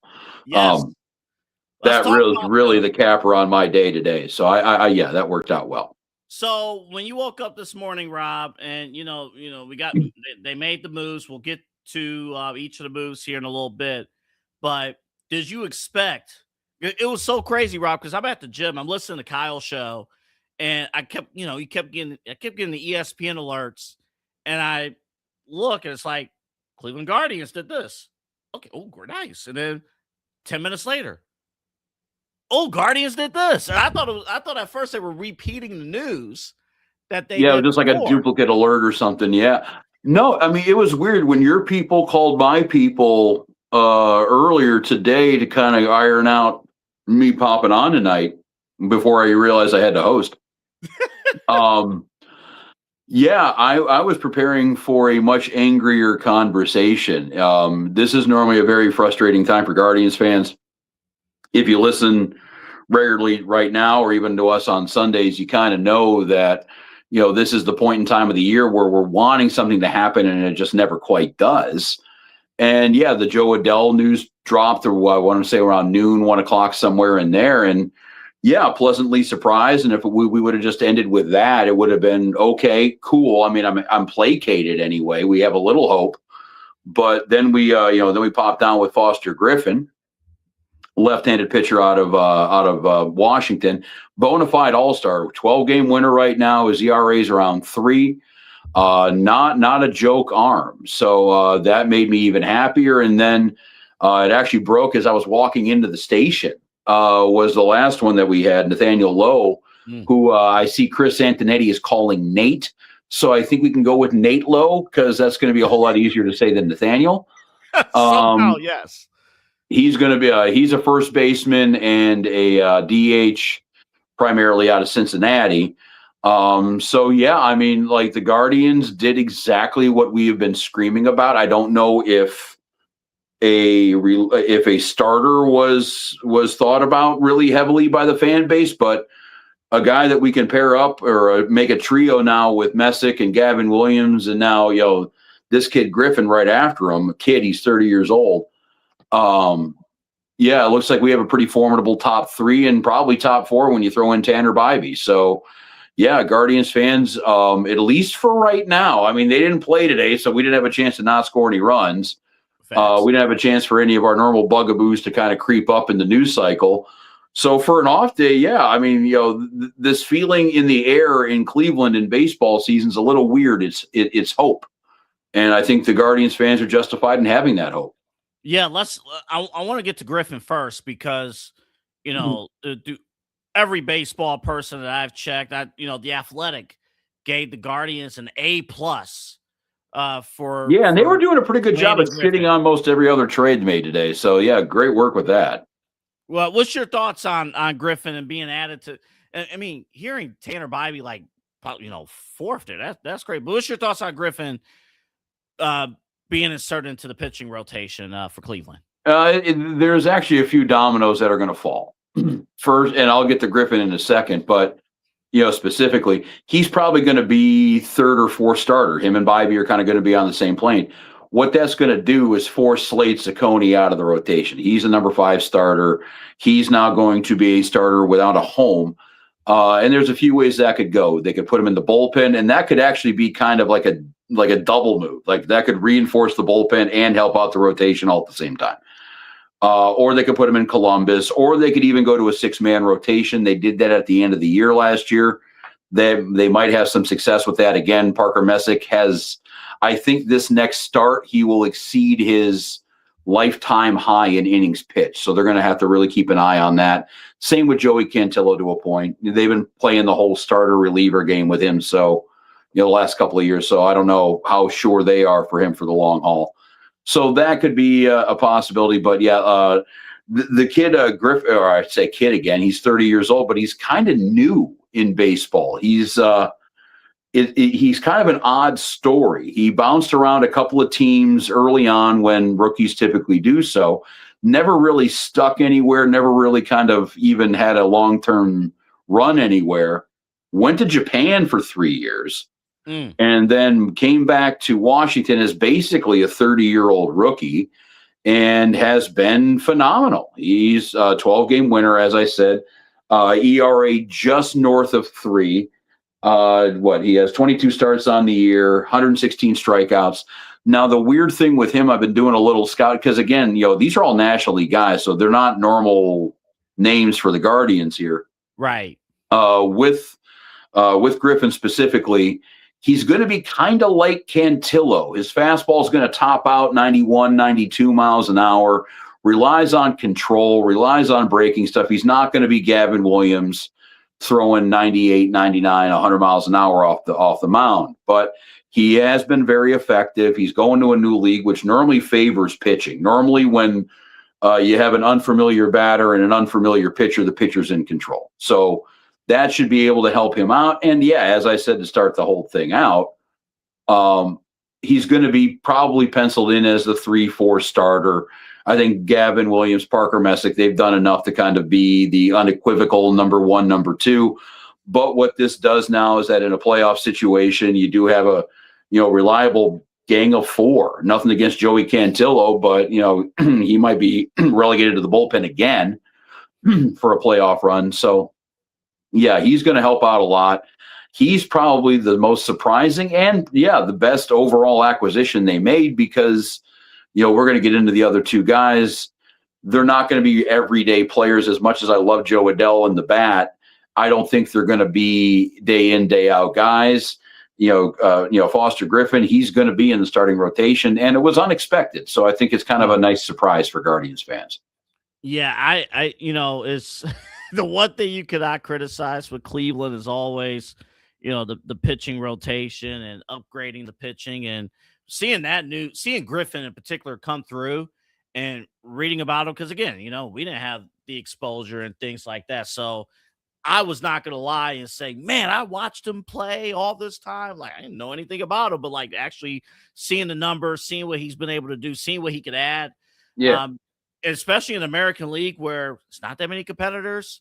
Go for it. Get the AL Central and hope for the best. It's going to be big to have Griffin in that rotation. Well, that's why these series of moves today, and even if you want to throw in the Bo Naylor trade over the weekend where, we picked up a reliever that's already thrown that Yoho kid.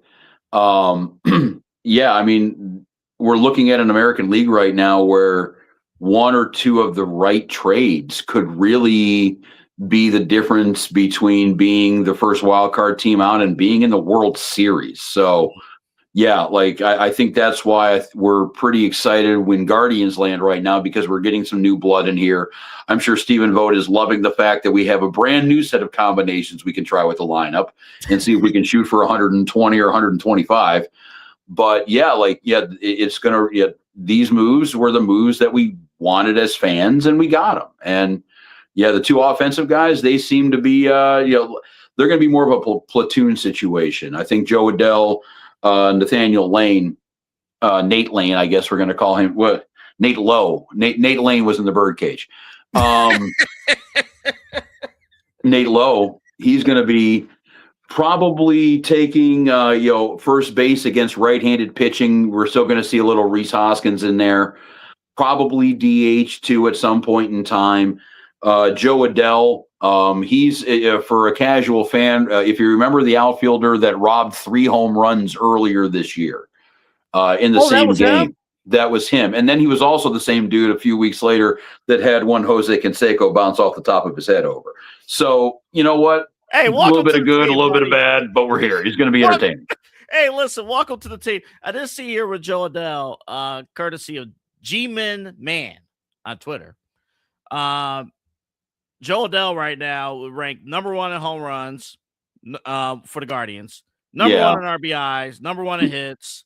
Again, versus left-handed pitching, number 1 in home runs, number 1 in RBIs. Well, the good news is about the left-handed pitching stats. Yeah, he would be number 1 for the Guardians. He's also top 10 in baseball. He is lighting up left-handed pitching. He's hitting over 300.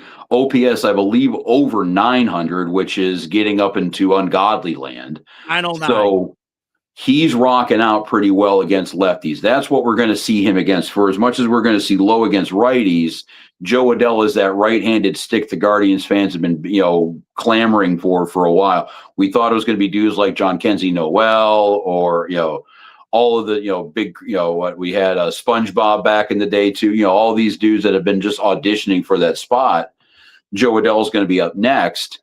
And, we'll see if, the right-handed stick will carry over into Progressive Field. Hopefully he'll get in a nice little habit of being able to just, go the other way and flick a ball over that right field fence.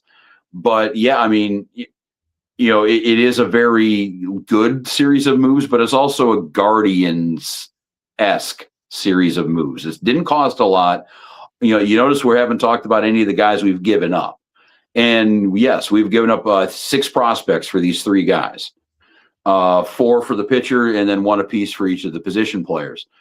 None of them are really in the top 15, top 20. Maybe the catching prospect we gave up for Adell. Let's see, who is again? Yeah, what we had, Jacob Cozart. Mm-hmm.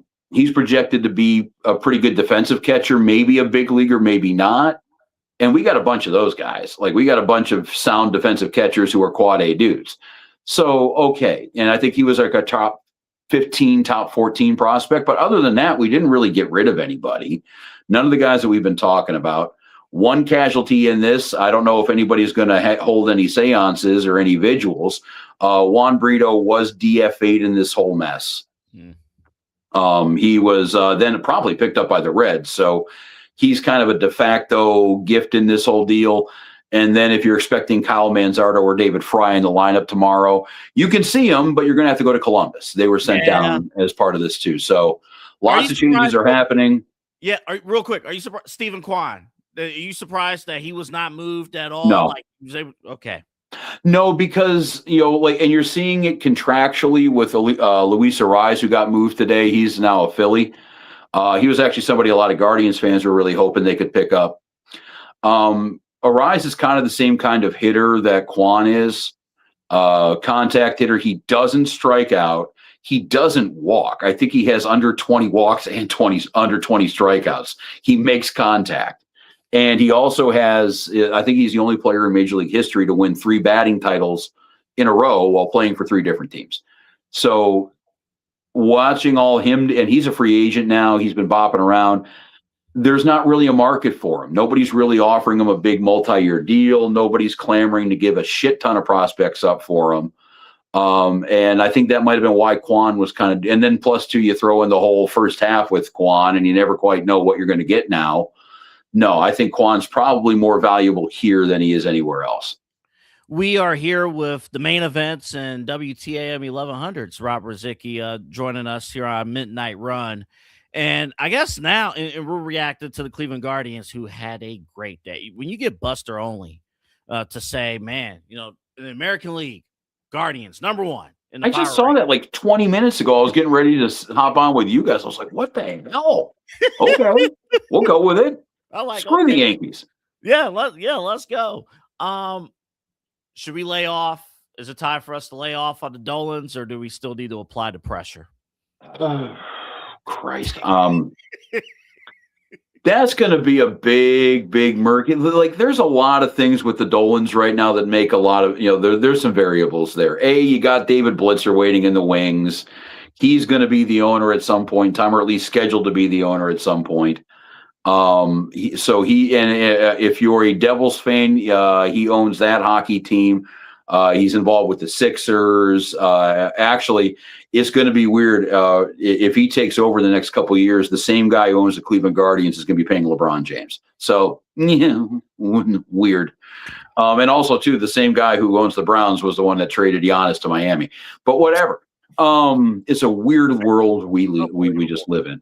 Yes. But he's also, he's going to be a question mark, and then also to the biggest one. And there is no sort of maybe about this, that we are going to have a labor problem in December. And we've already talked off air how the hell we're going to handle this as a net and as a show. But it's going to happen. So I don't know how to feel about the Dolans right now. The way I'm looking at it is maybe not worried about the Dolans. I am giving a standing ovation to the front office. They did their job. Yes. And we had a caller and a texter chime in on TAM saying that, no matter what happens, if they make the playoffs, if they don't make the playoffs, win the World Series, don't win another game, you can't blame the front office. They did their job. They came through. They were we wanted, the right-handed stick. We needed somebody to play the outfield. We got Joe Adell. We needed first base solved. We got, Lowe out of Cincinnati. Cool. Then we bolstered a pretty damn good starting rotation to begin with. So we ain't the Dodgers. We don't have 5 All-Stars. We don't have Blake Snell and his 2 Cy Youngs, on the ass end of this thing. But yeah, we're doing pretty good. It's just a great day to be a Guardians fan. And, we melted down. I thought yesterday was going to be Eli's last day with us on the air because I have not heard him curse that much in a long, long time talking about the Guardians and stuff. Yeah, we would have had more problems if we were on terrestrial. So I think we're doing pretty good with Moon. Rob, you want to stick around for one more segment because when we come back, we're celebrating 10 years of ESPN The Ocho. I'm actually blaming this on you because you introduced me to Slippery Stairs. I get that. So, and the other one I heard Ice Cube being introduced on a podcast. The Big Three is in its 8th year. Wow. Yeah. Shout out to them. Hey, it's worked. For what it is, it's worked. So, okay, yeah, I'll come back. We'll talk a little of the Ocho. That's okay. I got SportsCenter on right now. I'm just kind of boring. Just watching all this trade deadline crap. Right. There's a sport that is going to be played on the ESPN The Ocho schedule this weekend. We'll introduce you to that when we come back. We have video for you. Myself, Rob, and Eli will all react to this particular event when we come back from break here on Midnight Run. Discover our collection of body mists made with clean, minimal ingredients. Handcrafted with natural essential oils and clean ingredients, they offer a natural alternative to synthetic fragrances. Perfect for sensitive skin and those seeking clean, mindful self-care, and the perfect gift for you or your special someone. Courtesy of Alley Rose Fragrances. First-time customers, use that promo code InsideEdge20 to receive 20% off your order. AlleyRoseFragrances.com, a proud sponsor of the Inside Edge Network, Cleveland's digital leader. Find us on InsideEdgeNetwork.com for the latest information on your favorite shows, personalities, and network partners. Plus, guess what? We have a merch shop. That's right, we have network polos, t-shirts, champion jackets, hats, and bottles. Rep the network. Every purchase supports independent sports and entertainment media. Use the QR code on your screen right now to check out InsideEdgeNetwork.com. That's InsideEdgeNetwork.com. Clean energy, bold flavors, and no jitters. See why people won't shut up about Dubby. Clean energy, no jitters or crash. Whether you're starting your workday or getting ready to exercise, Dubby Energy helps you lock in and focus. There were 15 flavors to choose from you can't miss. Order Dubby Energy right now by using the QR code on your screen and use the promo code InsideEdge10 to receive 10% off your order. Dubby Energy, your energy-focused sponsor of the Inside Edge Network, Cleveland's digital leader. Whether searching for a baseball autographed by your favorite World Series slugger, a signed football by an iconic Hall of Famer, or the jersey of a world-famous soccer star, you've come to the right place. Here at sportsmemorabilia.com, the web's leading source of authentic sports memorabilia, you'll find more than 500,000 authentic products from nearly every professional sports league, team, and players. Not only will you find your next prized sports possession with ease thanks to superb customer service and tremendous site experience, you'll have the satisfaction and peace of mind that every product listed comes complete with a certificate of authenticity and is fully backed by the sportsmemorabilia.com lifetime authenticity guarantee. Go to sportsmemorabilia.com by using the QR code on your screen right now. Sportsmemorabilia.com, a proud sponsor of the Inside Edge Podcast Network, Cleveland's digital leader. Key On Sports is the leader in Ohio high school athletic coverage in written, print, and video streaming. From the latest news and results and written content to the high school football game of the week every Friday, Key On Sports has you covered. The vision of 15-time published author Vince McKee has become the most trusted site in Ohio high school athletic news. From podcasts to player profiles, Key On Sports is your one stop for all of it. Visit them today at keyonsports.com or on YouTube at Key On Sports. Check out their socials on Twitter and Facebook as well. Well, Side Hustle Podcast is ready to go. And Kyle, we talked SummerSlam. We did, and we're going to have the results this coming Friday morning. A nice little 4 to 5 days to really, marinate with what the fuck happened over the weekend when it came to SummerSlam. I mean, did, Seth and Roman hold weight? Was it a true grand finale to that feud that's, over a decade plus in the making? Is CM Punk still champion? Did Nick Aldis, show up and show out, and his one chance turned into a golden opportunity? There's going to be so many questions that need to be answered.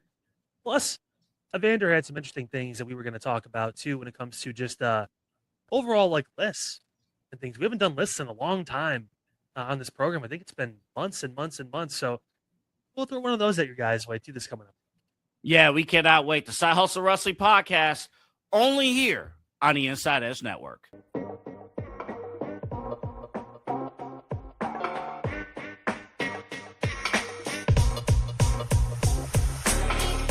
This is Midnight Run on the Inside Edge Network. Here's your host, Anthony Alford.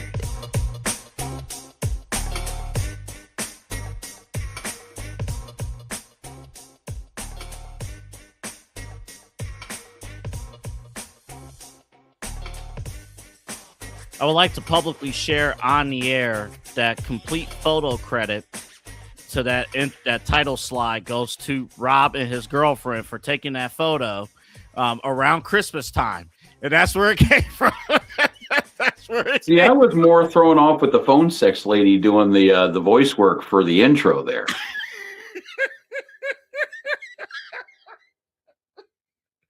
Come on, you gotta like my voiceover, my customized voiceover. I like that. Yes, that was you can tell who the program director is around these parts. That's right. That's right. All right. Welcome back to the show, everybody. I got Rob here for one more segment.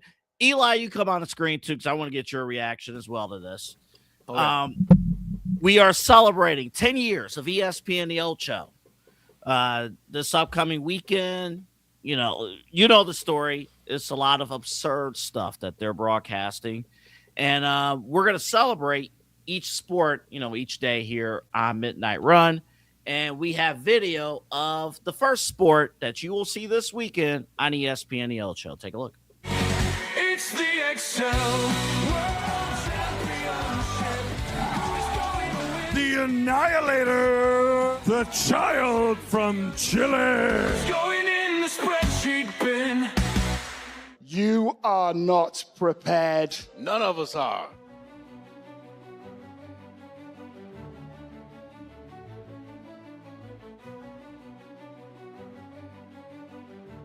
Three, 2, 1, excel! Here we go.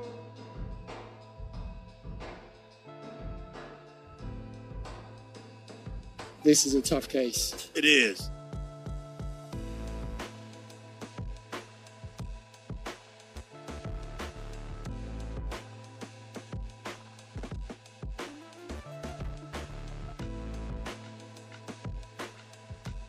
Oh, look at that. And he's made the numbers out of it off to the side.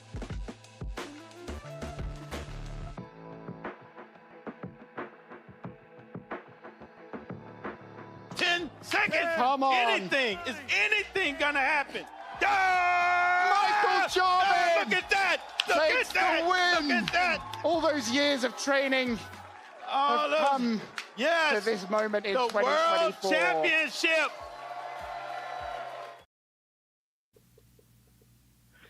Ladies and gentlemen, the World Microsoft Excel Championship, the World Championship.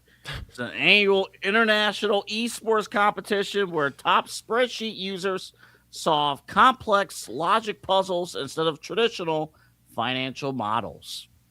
I would have been absolutely screwed. I would have been screwed. Excel was like my least favorite Microsoft program in high school and everything. They're like, go ahead, who has experience in Word? I'm like, yeah. PowerPoint, all right, I can work my way through it. Excel, no. Like to the point now where like obviously I book shows and I have a lot of stuff I got to manage on not only the Inside Edge Network but also on the music side with the community. And Pop Moon was like, why don't you just get an Excel sheet? I said, are you kidding me? An Excel sheet? I'll stick to my phone notes and emails. Like that's where I'm at. I don't understand. Like kudos to that. Was Michael Jordan? Michael Jordan was the champion? Is that what they said? There was a guy named Michael somebody at the end. He won, I think, $5,000. That's some serious money. Yeah, he's gonna be able to take care of his generations of family after him. That is generational wealth there. No, I'm with you, Eli. I think I have used Excel. I was old enough that we didn't get it in school, so I think that might have been a thing. But I think I've used Excel about 6 times, and one of them was when I filled out the quarterback rankings for AA the other day. So I mean, we don't know. But could you imagine? Well, we need to talk to Pete because if we can get the radio rights to this thing, this would be amazing. Could you imagine being a broadcaster for something like that? Like, oh my goodness, dude! I don't. We've done some pretty maniacal shit in our time. I don't know if we could pull that one off. I don't know how much ecstasy those ESPN commentators had to consume before the broadcast. Dude, nor the competitors. Like that'd be I saw those guys getting the wrestling entrances and stuff like that. I didn't know. I don't know if I could, even if I was great at Excel, even if the money was better. I don't know if that would just be do that with a straight face. Good luck, Buckaroo.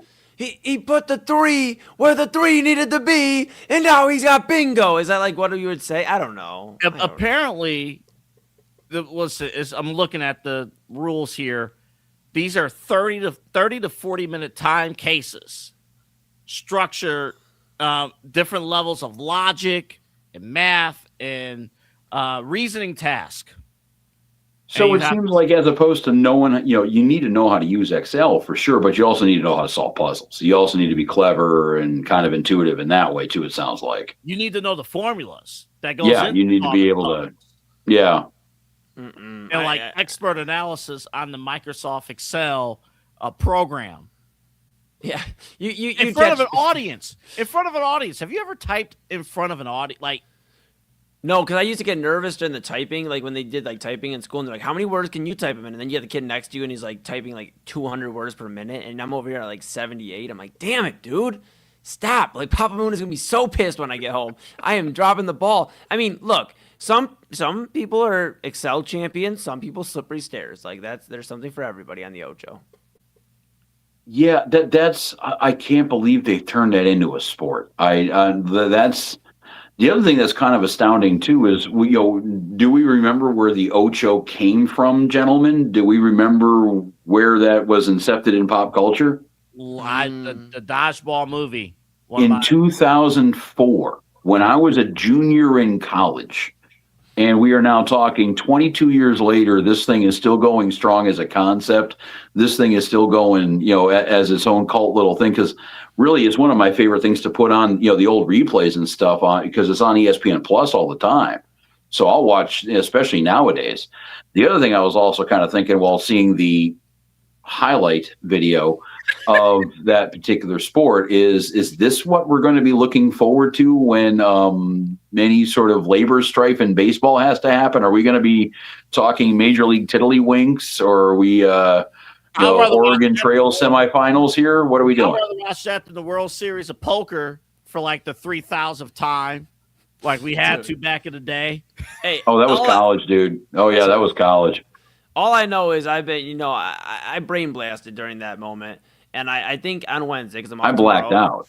That's okay. I mean, everybody's got different coping skills, So it's like what it was. Yeah. But like, I'm off tomorrow for prime time. Double A and I will be off tomorrow. Chad and Autumn, just again, if you didn't hear it earlier, Chad and Autumn will do 10 to 12 prime time and Spiral. But I thought Wednesday, Double A, I'm gonna find that those old school math problems, guys, where like you have to like fill it out, but I'm gonna find an electronic one, like a digital one, where you get timed. How many math problems can you get right? I'm gonna see if Chad gets more than me. I want to see who gets more. We'll make you're not about to do like what around the world.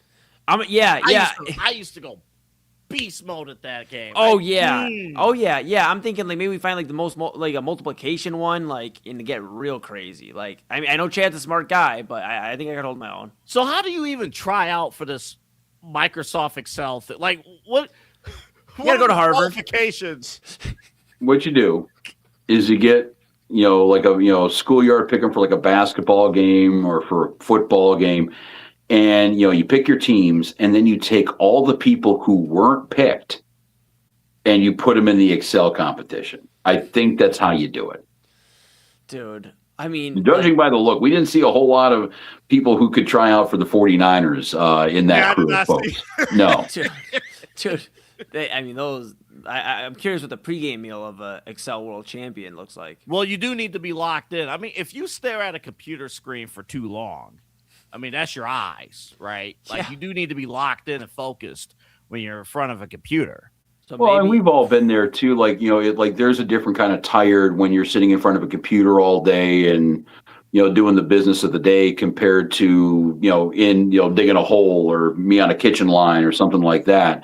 Right. Like there's a different mental tired compared to a physical thing. So yeah, I'm sure it is a skill. I am sure it's something I'm not good at. So I don't feel too comfortable in making too much fun of these guys, but I guess, here we are with the Ocho and we are our horizons are being broadened. I think is what's happening right now. If you are curious to watch the Microsoft Excel World Championship Finals, okay, it comes your way on ESPN. The Ocho might be ESPN2 or ESPN News, one of the ESPNs.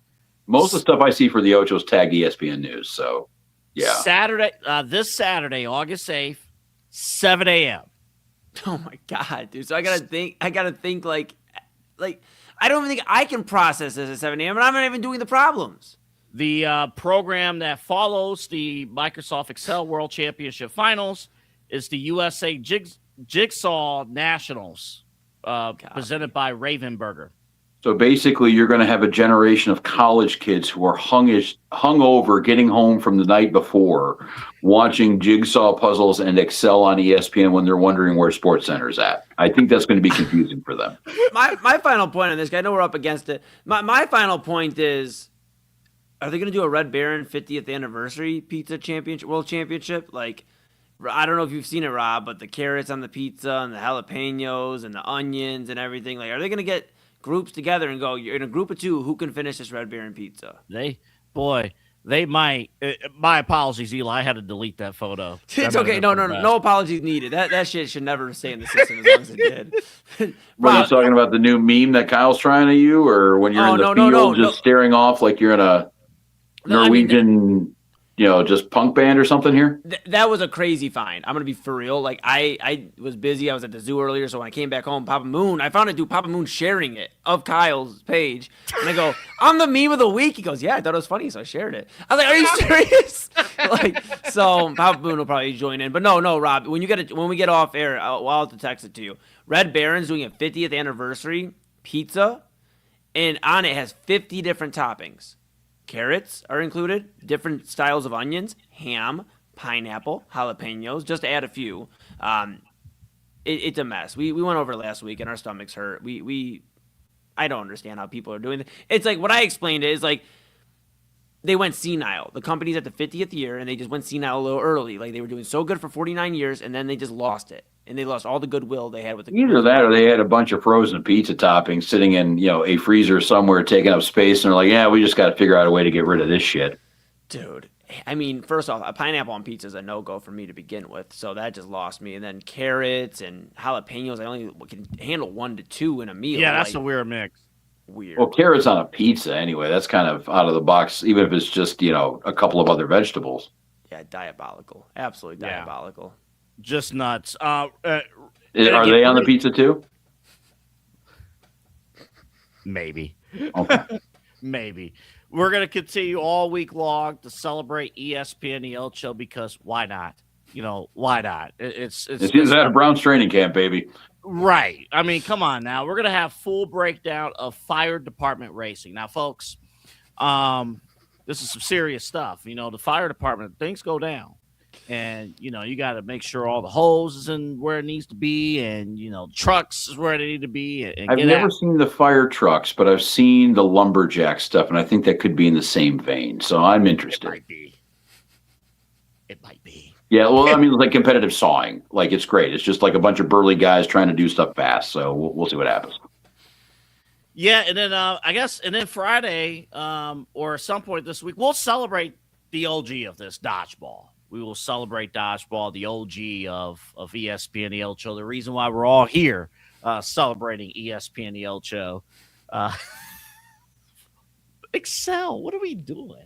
Like, of all things you can do with esports, I mean, I would have liked to see a PowerPoint World Championship. Like, look at the style. I'm sure it on that exists.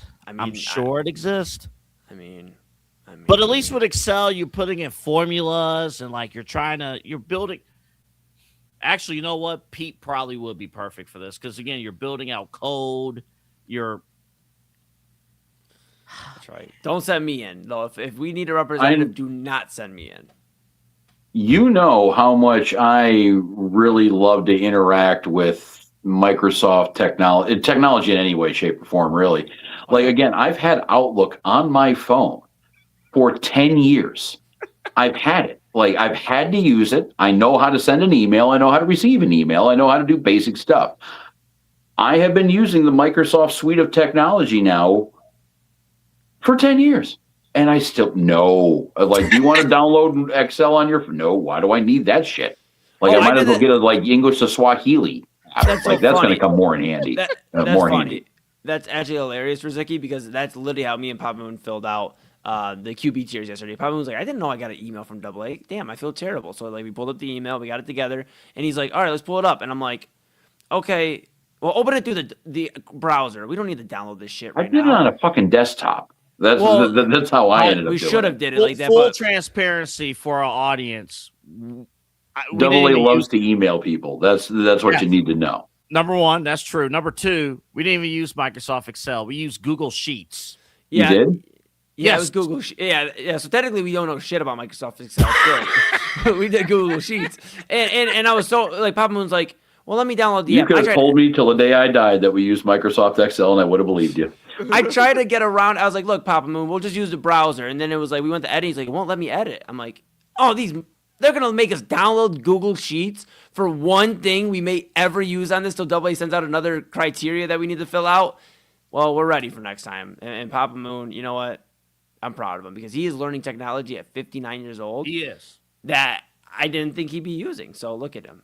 Oh, Nikki's dad just got an iPhone for the first time at age 75. So, oh shit! Oh boy! But I think he's falling in love with Siri because he found someone that he can ask what was the Guardian score or who won the golf tournament or all these send a text, call, that kind of thing. There's someone else in his life now that he can tell what to do, and I think he's kind of happy with that. Dude, that's funny. Rob, funny. Actually, both of you, funny thing. I played a video on this show. This might have been a few months ago. I think Eli was off that day, but I played a video, and during the video, one of the players blurted out the word Alexa, and it reacted. My Alexa right here, right to the side of me, reacted to that video. Who is that kid? It scared me. He played for Minnesota and for Tampa Bay. His last name was Siri. Jose You know Siri. who I'm talking about. Yeah. They actually had to make a press policy in their booth to turn off all voice-activated devices, because anytime he went up, you had 14 things going off around you. It was like you were in an iStore. Yeah, I think you're thinking of Jose Siri, who I think was a Dayton Dragon way back when we were doing captain stuff. Yeah. That's crazy, dude. Hey, look, last thing I'll say tonight, because I know we could talk forever. I hope he has a daughter named Alexa. Oh my God. Last thing I got for this is, if you're a little bit older out there, that's okay. We love everybody. Be careful with your voice to text too. That's one thing I've learned with Papa Moon. I've had to talk to him about, because he's very notorious. In his car, he has it hooked up to the phone, so he can send a voice. If somebody comes in, it's a text, whatever. It's like my sister, somebody's needs hey, checking in on my dad. He'll tap the message, hear it, and he'll send it back. And he just sends it. And I've got some of these, and they're not bad per se, but it's I've been called Bob before instead of Bud. He's like, sounds good, Bob. I'm like, Bob? Who the hell's Bob? And it's so just make sure if you're out there, for everybody, just make sure you check your voice to text. Make sure you're not calling your bud Bob. Make sure you're not, just because. Or ho. Don't do that. Well, AA, if we're talking about that situation on the that. dating app, I think they're standing on business with that. Don't do that. Almost 44-year-old male. I have learned over my time on this planet, voice to text, tapping text, whatever text you want to do. If you're texting a significant other or anybody you want to be a significant other, you triple check that shit. It doesn't matter. Yeah. That is our PSA campaign here on the Inside Edge Network. If you've learned nothing else, remember to proofread your text to whoever, and make sure it goes to the right person. That's part of the proofreading. Yes. Depending on the text. Yes. Sometimes bosses don't need to read things, and you're good. You're good. Dude. There was one time, I was talking to someone. This was pre all mess, but I was talking to someone, at Cedar Point. I'm texting the girl, and I didn't check. The text I sent went to my old track coach that I worked with. Oh, way back. Just really hope that person's understanding. It wasn't like level 10 dangerous. It was like a level 6, 7. Someone's like, what are you wearing? It's like one of those, you mind if we don't talk for a couple of years? Yeah, I think that'll be best. Dude. I had a call. Like, hey man, this what? Yeah, everything's good out here in Sandusky. Everything's good. Yeah, you good? How the kids? Kids are great. All right, cool, bet. And the last thing I got is, make sure if you're talking to somebody, you get their number for the first time, even if it's just business, but personal too, make sure you save their number. The last thing you want to do is get a random number and you're like, who is this? Because you don't have the thread. And then you look like an asshole, because you should definitely have this number saved. Not a good look. Rob, go ahead, Rob. A couple of years ago, that didn't happen it happened professionally. It was because you guys know how it is. You're doing radio, you're doing podcasts, whatever. You got a bunch of guests, and your phone's getting a bunch of numbers coming on in. Yep. And you're like, I'm not going to save anything. I know who I'm talking to. Yeah, I can context clues. I can handle that. And it was a couple of years ago. I thought I was texting my Browns dude, so on and so forth. We get an interview hooked up, and long story short, that's why we were talking Cleveland Guardians in the middle of January on WTAM, just randomly, because person called it. Yeah, ready for my hit. I'm like, hey, what's going on? All right, I'm gonna have to find out something to talk to you about in the next 6 minutes, or admit that I'm a dumbass. Moving on. I had same thing at the fan and all that stuff. And I'll give you something recently. We're tagging on TikTok. We tagged, Moonbass stuff. And I thought I tagged the correct Eli Moon and left it alone. And, it was good to go. And then I get a notification. It's like, hey, thanks for the tag. And I look at some jackass from some other state. Like, man, I just deleted the whole. That's why I feel bad for, at points in time, I feel bad for the sports talk host, Dan Patrick, because do you know who the lieutenant governor of Texas is?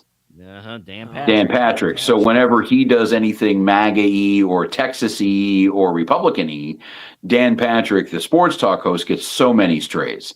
And let's not get on to the whole idea of the recently retired Ravens play-by-play man, Jerry Sandusky. So you can definitely get a little confusion there. Double A. I don't think there's any more words we have for tonight. I think that's. Rob, thanks for coming on Midnight Run, breaking down the Guardians problem. and everything. We honestly could keep going, but I've been falling asleep lately like 4 a.m, so I need to go. Yeah, I got tap the brakes on that. I understand. Yeah. Eli, great work tonight. Again, Eli, we're both off tomorrow, but we have programming. First off, Unfiltered with Kyle Cordell at 5 o'clock, and then 10 o'clock. Inside Edge Primetime, Chad and Autumn, and then Daily Spiral, Autumn and Chad. Basically, they'll be on for 2 hours, and hopefully we have a station to come back to on Wednesday. How about that? And you can see the three of us on the main event every single Sunday night right here on the Inside Edge Network. For all of us here, I'm Double A Anthony Alford. Have a great night, and if you're a Guardians fan, you can sleep well tonight because your baseball team got better. Have a good night, everybody.